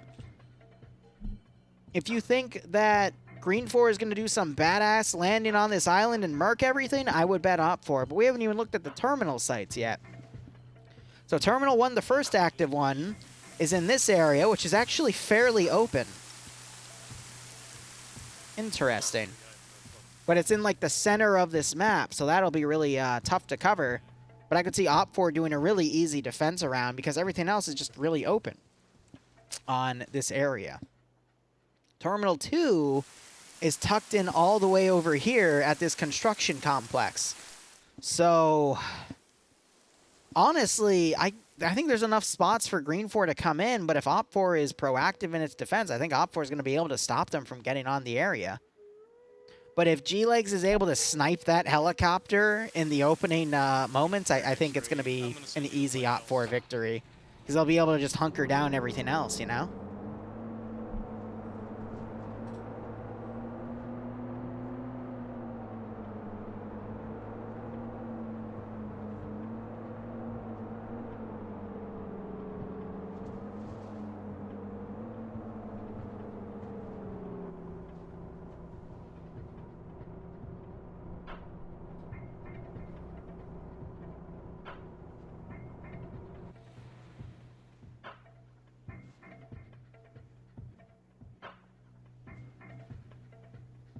Sorry, my contact for the op we're going to do after this, I was just messaging him back and forth with some estimates, because if the rounds are an hour and 5 minutes long, that means this will at least be done within another little under 50 minutes, which means I should be able to get over to the Bleach Boys by about 10:35 for their brief.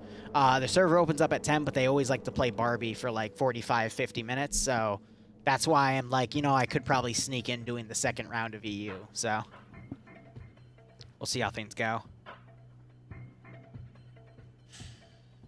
This is definitely an ambitious scenario. I do like the how Boston's is going to make people step out of their comfort zone, and we're going to see a mass-scale Navy assault, which I will admit, I was thinking about making like a mission for it, but I don't think I could have done a better job than this. My only concern is the SPG-9, Vic. If that... No, it shouldn't be, because the Mi-24's sole job is going to be to find that Vic and annihilate it, because that 12.7 chin gun is going to easily be able to knock it out. At least destroy its engine so it can't move anymore. But that needs to be Green 4's priority here. Because if they don't, then that boat's just going to snipe... the SPG-9 is just going to snipe all the boats. But I'd love to see it. I would absolutely love to see it. So I'm turning on full render distance here. Looks like it's starting to get brighter, actually. We got a little bit of daybreak going on. Awesome. What are the numbers at? 62.8 to 33.3. Is that favoring Op 4 or Green 4? Because I am scatterbrained and already forget who I put on who. I think that's Green 4 attacking versus Op 4 defending. If someone could confirm that for me, that would be lovely. 62.8 on green 4, fair. Just because the better roster, but it's these situations where one rocket could literally kill all the really good people. And I could see that happening. And, you know, you also have... Where's Charlie 2? As reloadable AT. Olaf. Yeah. Oh, he's got a Stinger. So they don't have disposable AT, which I guess makes sense. But that means they're going to be able to lock down this place from air coming in. They just need to put him, like, right here. You know, or on the lighthouse. Yeah, that's exactly where I'd put him in that case. I'd put him in the fucking lighthouse and just have him stand right here, you know, on the ACT tower. Or hell, on one of these Hainer buildings you can climb up on top of. This would be a perfect place for him to scout from. Fuck, a Stinger. That's OP as fuck, because that's going to lock down this entire island from getting engaged, which is going to allow for the SPG-9 car to just drive in circles along the island's perimeter waiting for a call on where the boats are coming from. My god, alright, mission has started. I'm going to give it to Op4. Alright, so I think we're seeing some lights getting shot out here. This is the airport lights. You can shoot out the 3 lights, but not the top red light. Interesting call there. So another threat is X-Ray could get up here and actually snipe that Vic. It's another good counter. But let me look over and see. Green 4 hasn't even fully loaded up yet. So I think they're waiting on X-Ray to get over there. So it's going to be Latofel and Russian Fury taking that.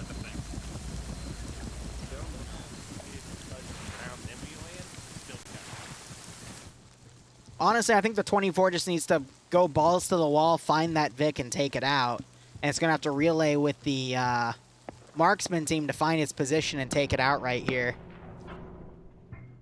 I do love how Op4's shooting out all the lights to try to keep it dark. But that cuts both ways.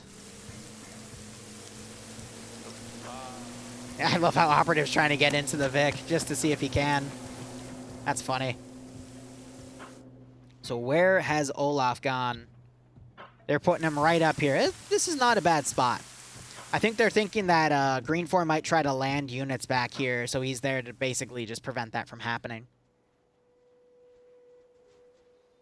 But I don't think we're going to see anything happen for another 5 to 10 minutes as Green 4 gets in position to try to scout for that SPG-9 Vic, and then you're going to have Air, the Mi-24, raise up and try to take it out and then pull away before it can get locked on by the Stinger. Yeah, funny how I noticed the Stinger at the last second. I wasn't expecting a Stinger, though. I was expecting like an RPG-32 or a 7 or something, you know? It's very rare to see Stingers these days because they're so OP.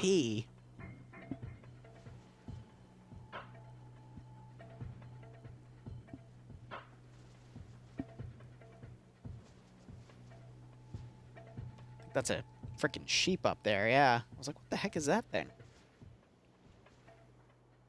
So we've got a boat out here driven by Gamma, and that also has a big full squad in it, actually. You got Delta 1 mounting up in the Huey, and you got more groups mounting up in all these boats. So actually, hold on, that's the Gamma element. Yeah, no, so they're not mounted up in that boat. This is just kind of like a scout boat to kind of test the waters here to see where that Vic is.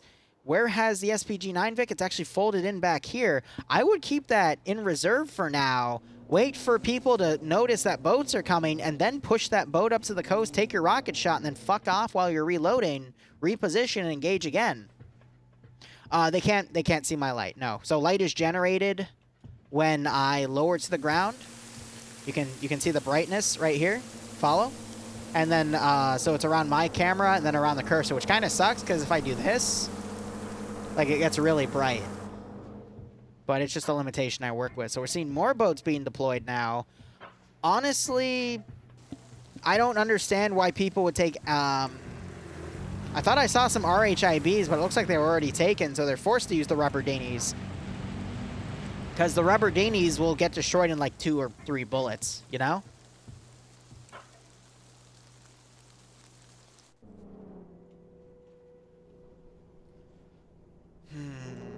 So I'm really wondering if Green Force's marksman, Edwin, is going to have the balls to try to engage that Vic.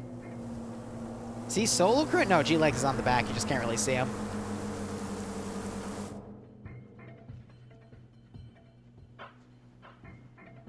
I see the potential for this round to be a quick round, though, which is even better.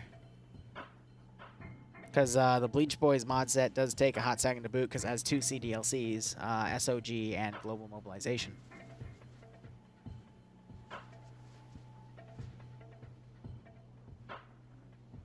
Oops, so that the boats are now coming in this direction, and that Vic is following.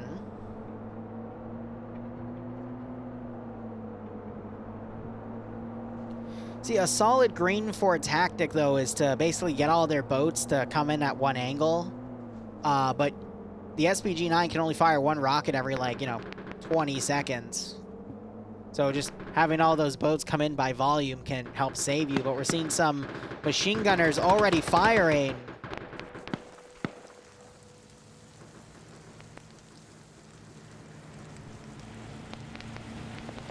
Really what these speedboat miniguns need to be doing is firing back where the tracers are coming from. Here, now you're seeing it.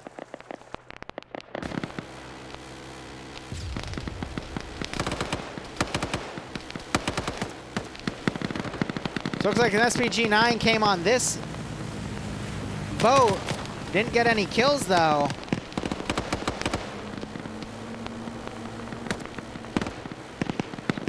Russian Fury is already dead. How the fuck did that happen? Maybe Letofel noticed how well he did last round when he died.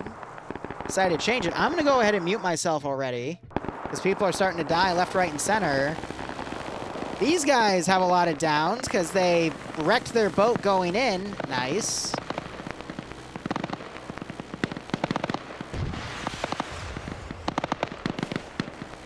And there goes the Huey getting hit. It's going to be able to survive 1 round, though. Someone just jumped out. Oh, it's going to blow up in a second. Everyone in there's dead.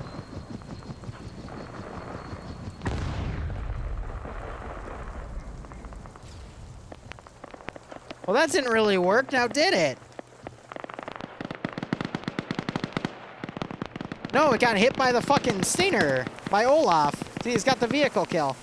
And 6 infantry kills. Well, that's an easy way to start off your multi-kill. Yeah, I don't think the Stinger was a really good balancing idea, in all honesty. That's my one critique about this scenario. Everything else was fine, but fuck, man, that Stinger. Youch.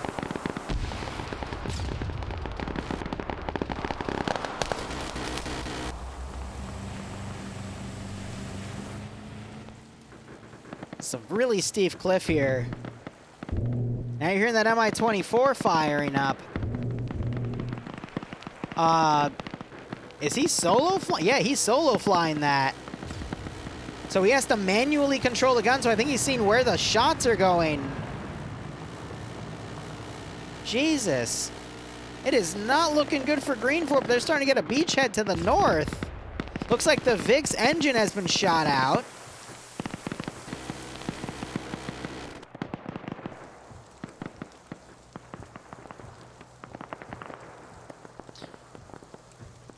Well, I mean, the thing is, you could have just used the static 50 cals, because only like 2 or 3 shots with that RHS update from a few months ago, making helicopters a lot less tanky against anti-material rounds, like 12.7 and 50 cal. That's all OPFOR would have honestly needed, you know?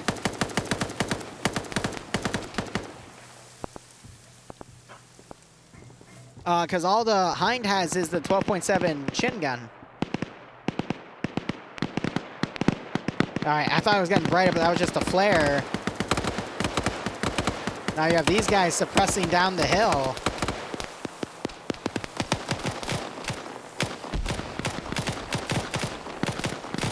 G-Leg's getting picked off.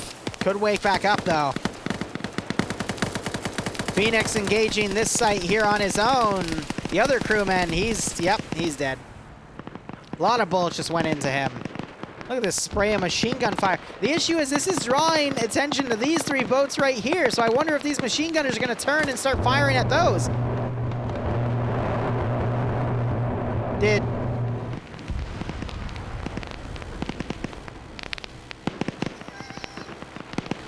Remember when I said last round that, he had 11 kills last round? Weird. Okay. See, again, I think everything was fine on this mission design except for the Stinger. That's the only thing I disagreed with. Everything else here, I think would be nice. Did he just use a... No. The Cord got the kill right there. It wasn't the fucking... Yeah, so the Cord just picked off the guys on that boat. A Stinger would not destroy a boat. It would only destroy an RHIB at the most. Definitely a rubber dinghy, because anything can pop a rubber dinghy. But a Stinger on a boat... What on earth?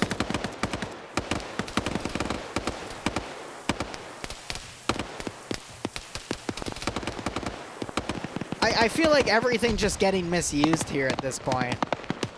And it's hilarious.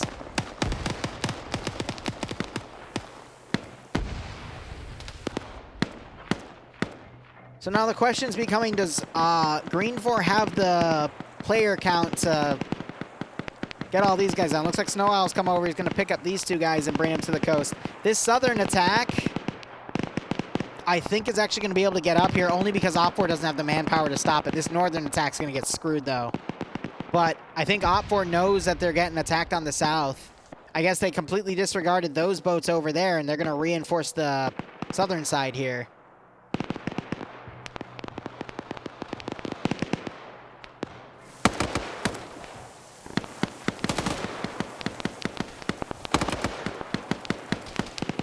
I think this was a really ambitious mission, but there's so many interesting choices here that I don't even know where to begin on what has even gone wrong at this point. Nape and Dooley up here. They're gonna run right into Alpha. Which these guys appear to be the coalition players. Not sure if they noticed that skyline. Hezia did. He's calling out Leo with him. What? What are you doing? Why are you running into people's lines? If you're gonna fire online, the point is not to move around while you do it, because you're gonna run in front of someone and get your head blown off. What? Olaf, what are you doing? He was trying to hit that with the Stinger. What the fuck is going on? Love the mission design, but this just confuses me. This honestly confuses me.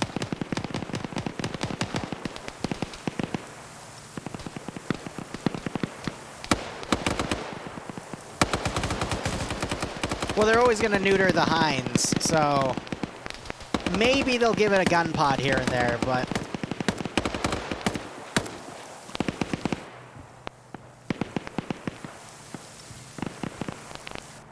So you got this Op4 group coming around. Green 4 tried to advance. They've now pulled back.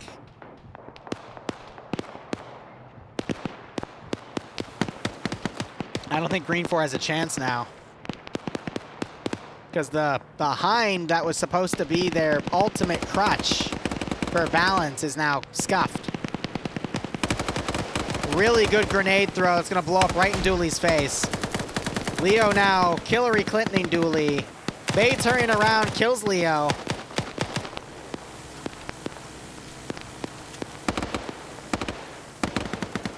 Hezia engaging those two guys with Mike.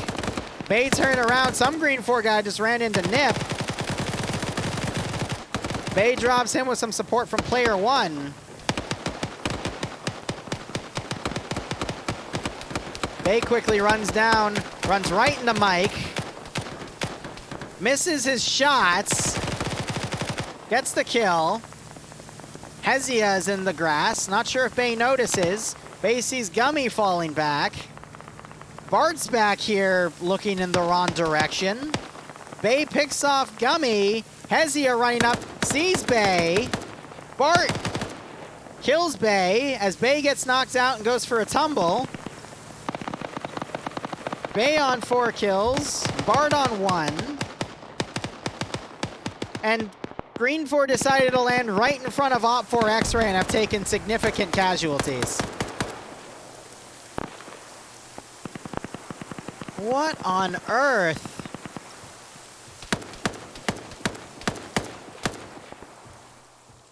Is this? Again, what's that? I have to disagree. For what was here, I think there were a lot of good choices, but the Stinger and then the Mi-24 pilot or gunner getting killed early on before the op officially really started is such weird choices.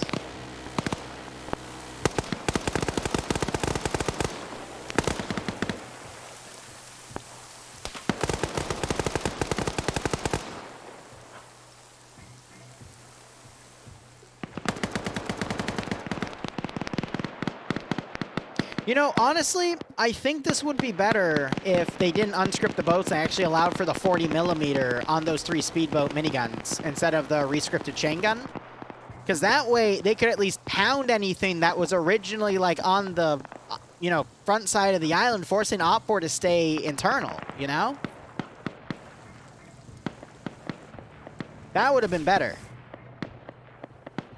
But Green 4 needed something else to have as an advantage to at least get their foot in the fucking door, you know? And I think the boats would have been the best call there. Because they're not going to be useful on the internal side where the objectives actually are.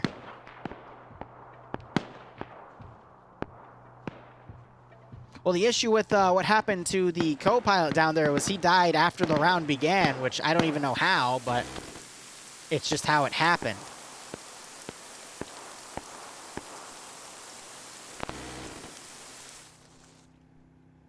So we got boats now coming down here. It's going to be 5 guys total. They're going to beach them.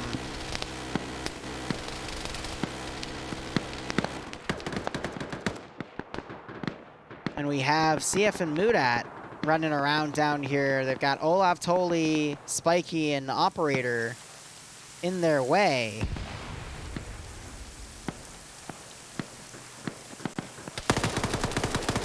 And Tolly wins his fight.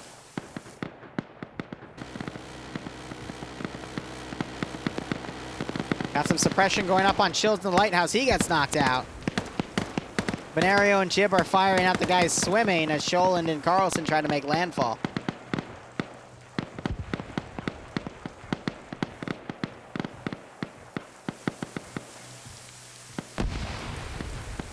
I don't see how Green 4 can win this.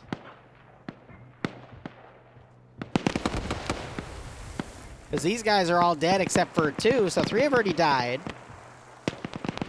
No, actually one of the boats pulled away, leaving these guys to get fucked.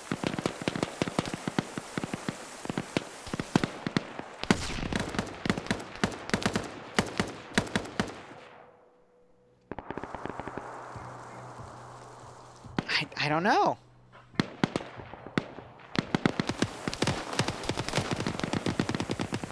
So Aussie just shot at Vargren, who just got sprayed by Executive.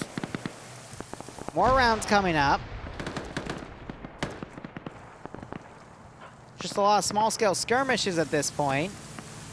These guys are working on Bay. Neither of them are medics, though. They need Aussie to come down to assist. You can hear the boat's engine still on down there.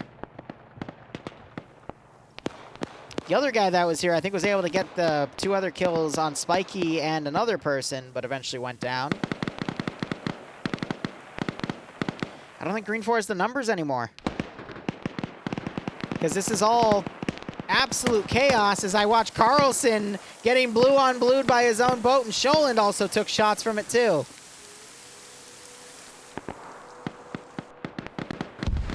Pearson getting killed by an explosive trap.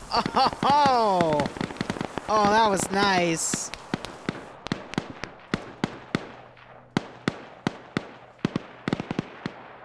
I think this is it. Schnuffle stole a parachute from the pilots. Nice.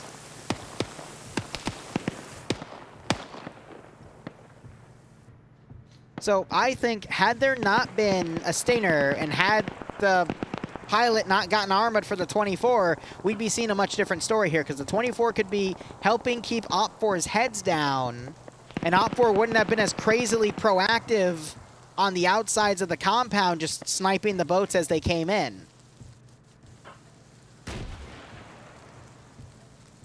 Bye, have a good time. So that is, I think, a mistake on Boston's side for calling those in, but everything else I really like about this. For an FNF style mission, I think it works really well. But Stingers basically, for a small area like this, just completely lock it down against air. So there's no point in giving any air assets, unless you're giving like a plane or some shit, I don't know. That would have been cool though, like a fucking plane with a gun pod, and then have a Stinger to defend against that? That would have been dope. And they just include the territory to include that section, you know? Oh, damn, Bearded. Hope you don't have it, and if you do, hope it goes away quick. So Pierce isn't waking back up. I think he's down for the count. Sholin now getting, actually no, he just woke back up, took some GLs. Nielsen trying to climb this area. Wells has a smoke grenade. He's cooking a smoke grenade underwater. I don't think that's how smoke works.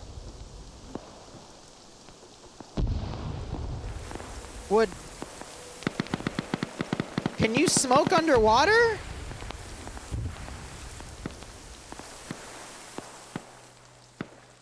What's that? You tell me, is that possible? Because I don't know. It's something I've never thought of before. I just know if you throw a smoke grenade in water, it just makes the smoke grenade despawn. But if you cook it in your hand while you're underwater,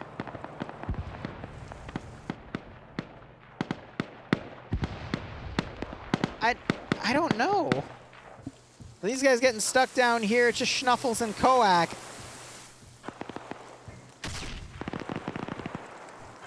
They're throwing thermite grenades down the hill. This is some Donkey Kong level bullshit now.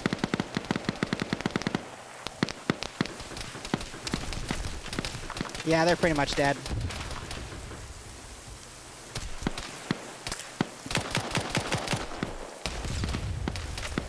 Did someone just AT point blank up here and hurt themselves? Yeah, that building's partially destroyed. There goes Schnuffles. The thief made it ashore.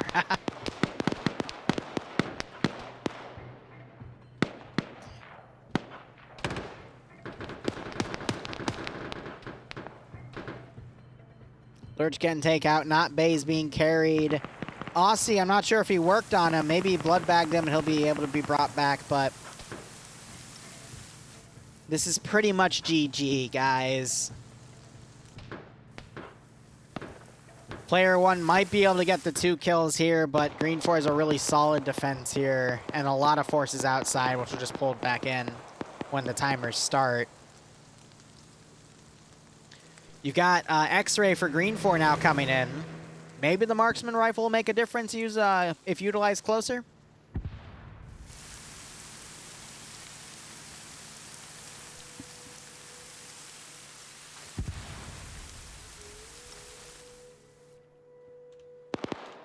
The 37-minute mark. So this off's only been going for over like 22 minutes past safe start. Jesus. Oh, player 1 got Tolly as he was working on executive. Double taps him.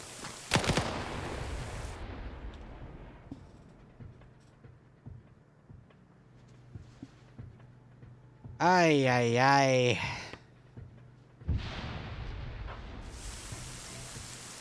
Not sure if Jib was just putting 40s on Wells or if Wells is still trying to get up here.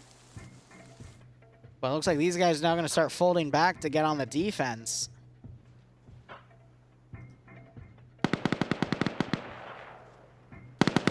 Guy Fury getting a knockout right there.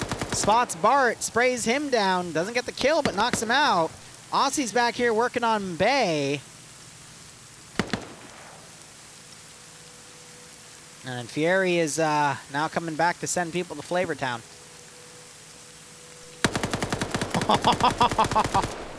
He wakes up only to get sent right back to hell. Is Falcon alive? Falcon is, yeah. Yeah, he's alive with 240 Bravo. So there's still a chance, but I hate the 240 Bravo in close quarters. Guy Fieri evading Aussie's bullets, but unfortunately wasn't enough, as he himself is now sent to Flavortown. Damn. Still got this big chunk of OP4 out here. X-Ray has made landfall.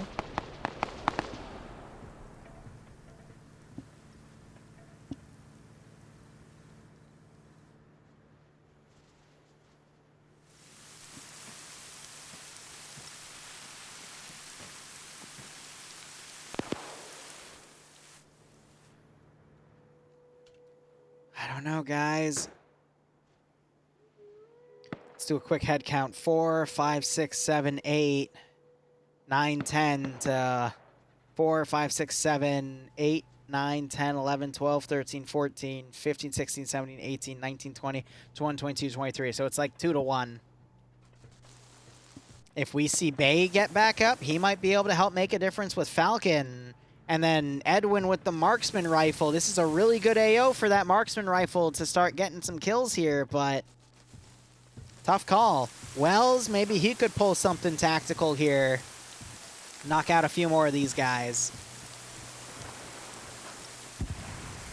This started off with about 100 people with a 15% numbers advantage on Green 4.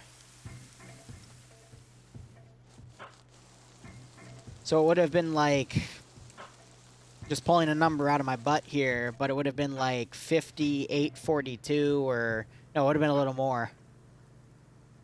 No, 58-42 is too much. Would have been closer to like,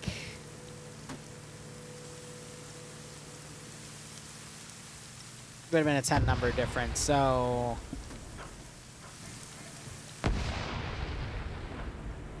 can't math in my damn head.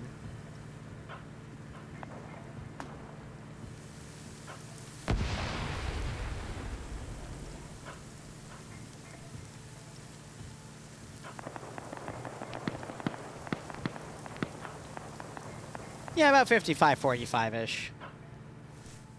I don't know why my brain kept saying that was equal to 110, not 100. Jib's trying to take Eagle out right here, but I think the round went into the water, so it didn't detonate.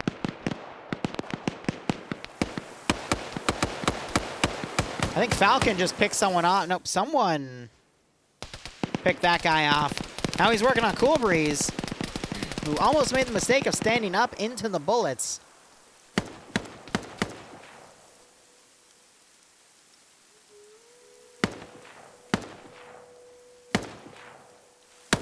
I think they're just suppressing that little opening right there that Falcon was using.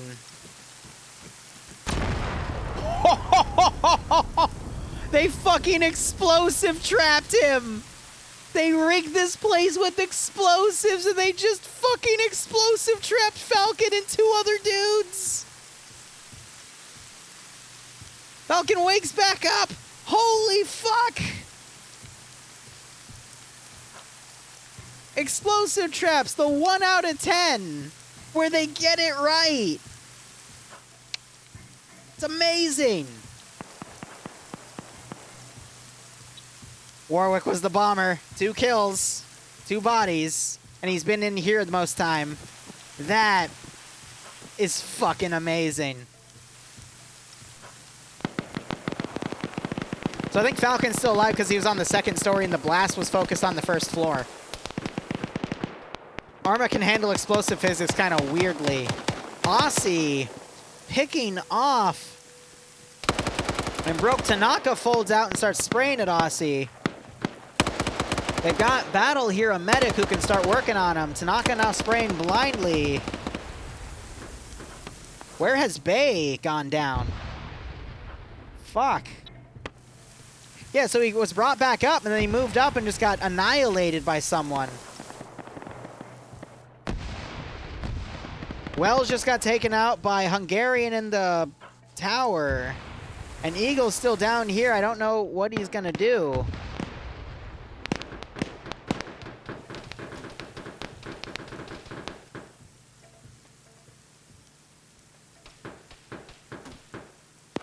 Oh, man.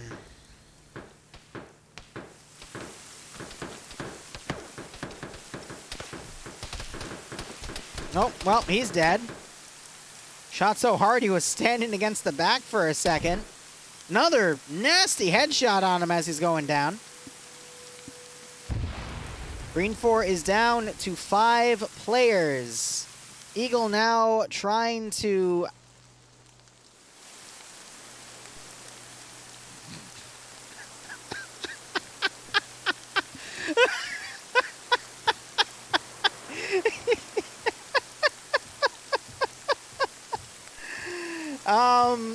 Yeah, Eagle tried. Eagle didn't really do. 4 players now.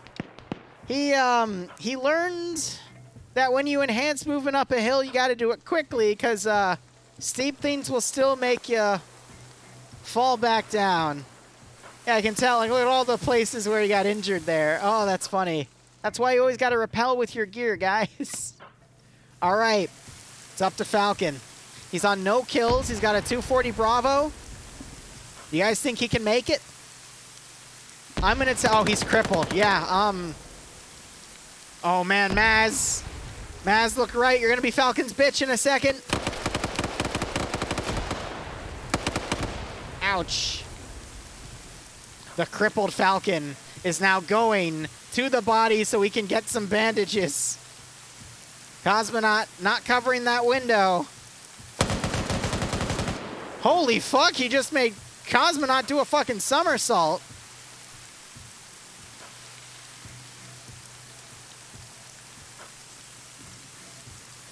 So I think he's out of bandages because he got exploded. And the 3 remaining dudes are X-ray as they start to come up on this side hill, so it's going to be up to Falcon. So he did the thing where he hit I and quickly spun around so he can look like he's away from the body to give himself some space, but he's totally grabbing some bandages right now.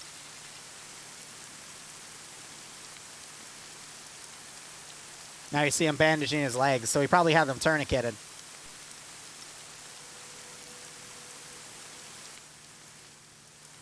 I love how you still hear the engine of that RHIB down there. So, it concerns me that the ML guys are out in the open here. I guess trying to set up their marksman here. He's gotten a kill. Good for him. But he's going to have to get a lot more killing done. And so will this guy.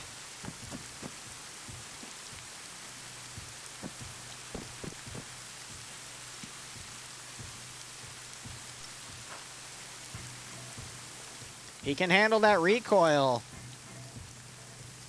Should be A-okay. Oh, X-ray was spotted. They're getting shot to shit. Again, don't know why they were in the open here. Paladin gets headshotted as he's shot from like 3 different angles. Lighthouse there and there.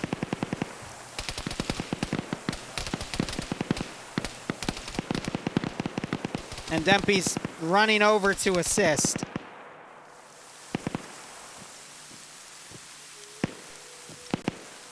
Think he got another kill in here.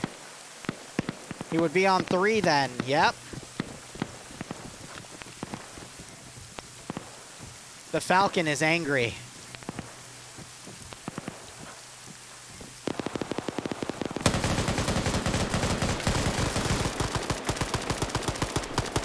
Ooh, and he's executed as he tries to run away.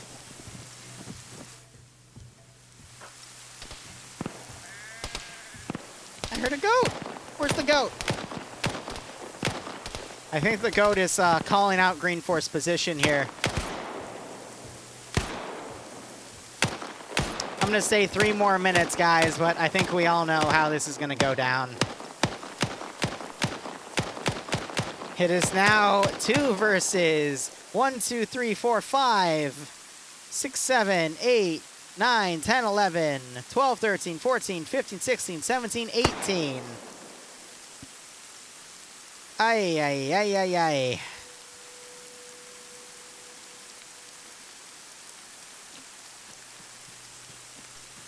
It's all over but the crying. Yep. Unfortunately, Jesus, my mic just had an attack. Sorry, that's because my phone was close to my sound box there. So I think these two are going to really prolong the engagement here just by staying up on this hill. And Op4 doesn't realize that these are the last two guys left.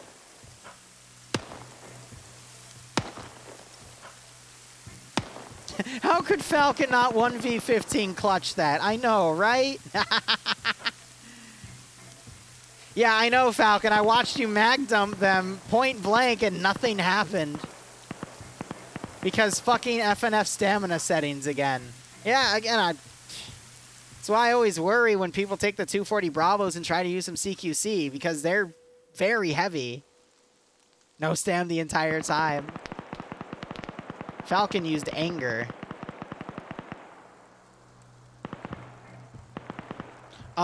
Because the weapon's heavier, so the stam drains quicker.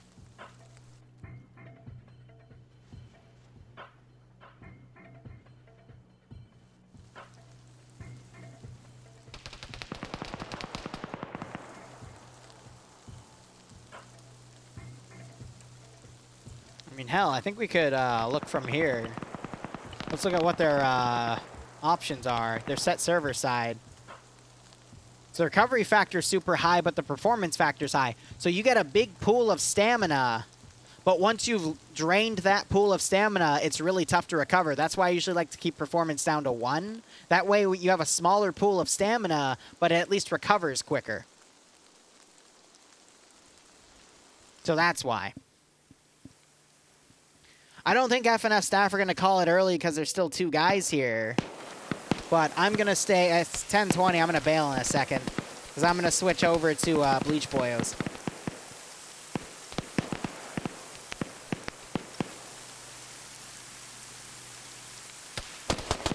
Oh, yeah, you got... I think you already went up there and got that guy. But no, the guys in here, you didn't get anyone on that last approach.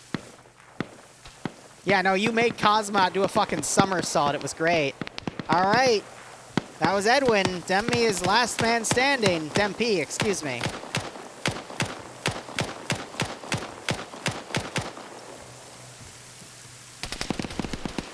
Oh, and there goes Dempy. All right, GG. Green 4 eliminated. It is an Op4 victory. Thank you guys so much. Wait, no, what am I doing? We're still continuing. I'm going to continue the stream because we're going to go into Bleach Boys. All right, so we're going to transition into an SCP operation done with the Bleach Boys. It is the finale for them.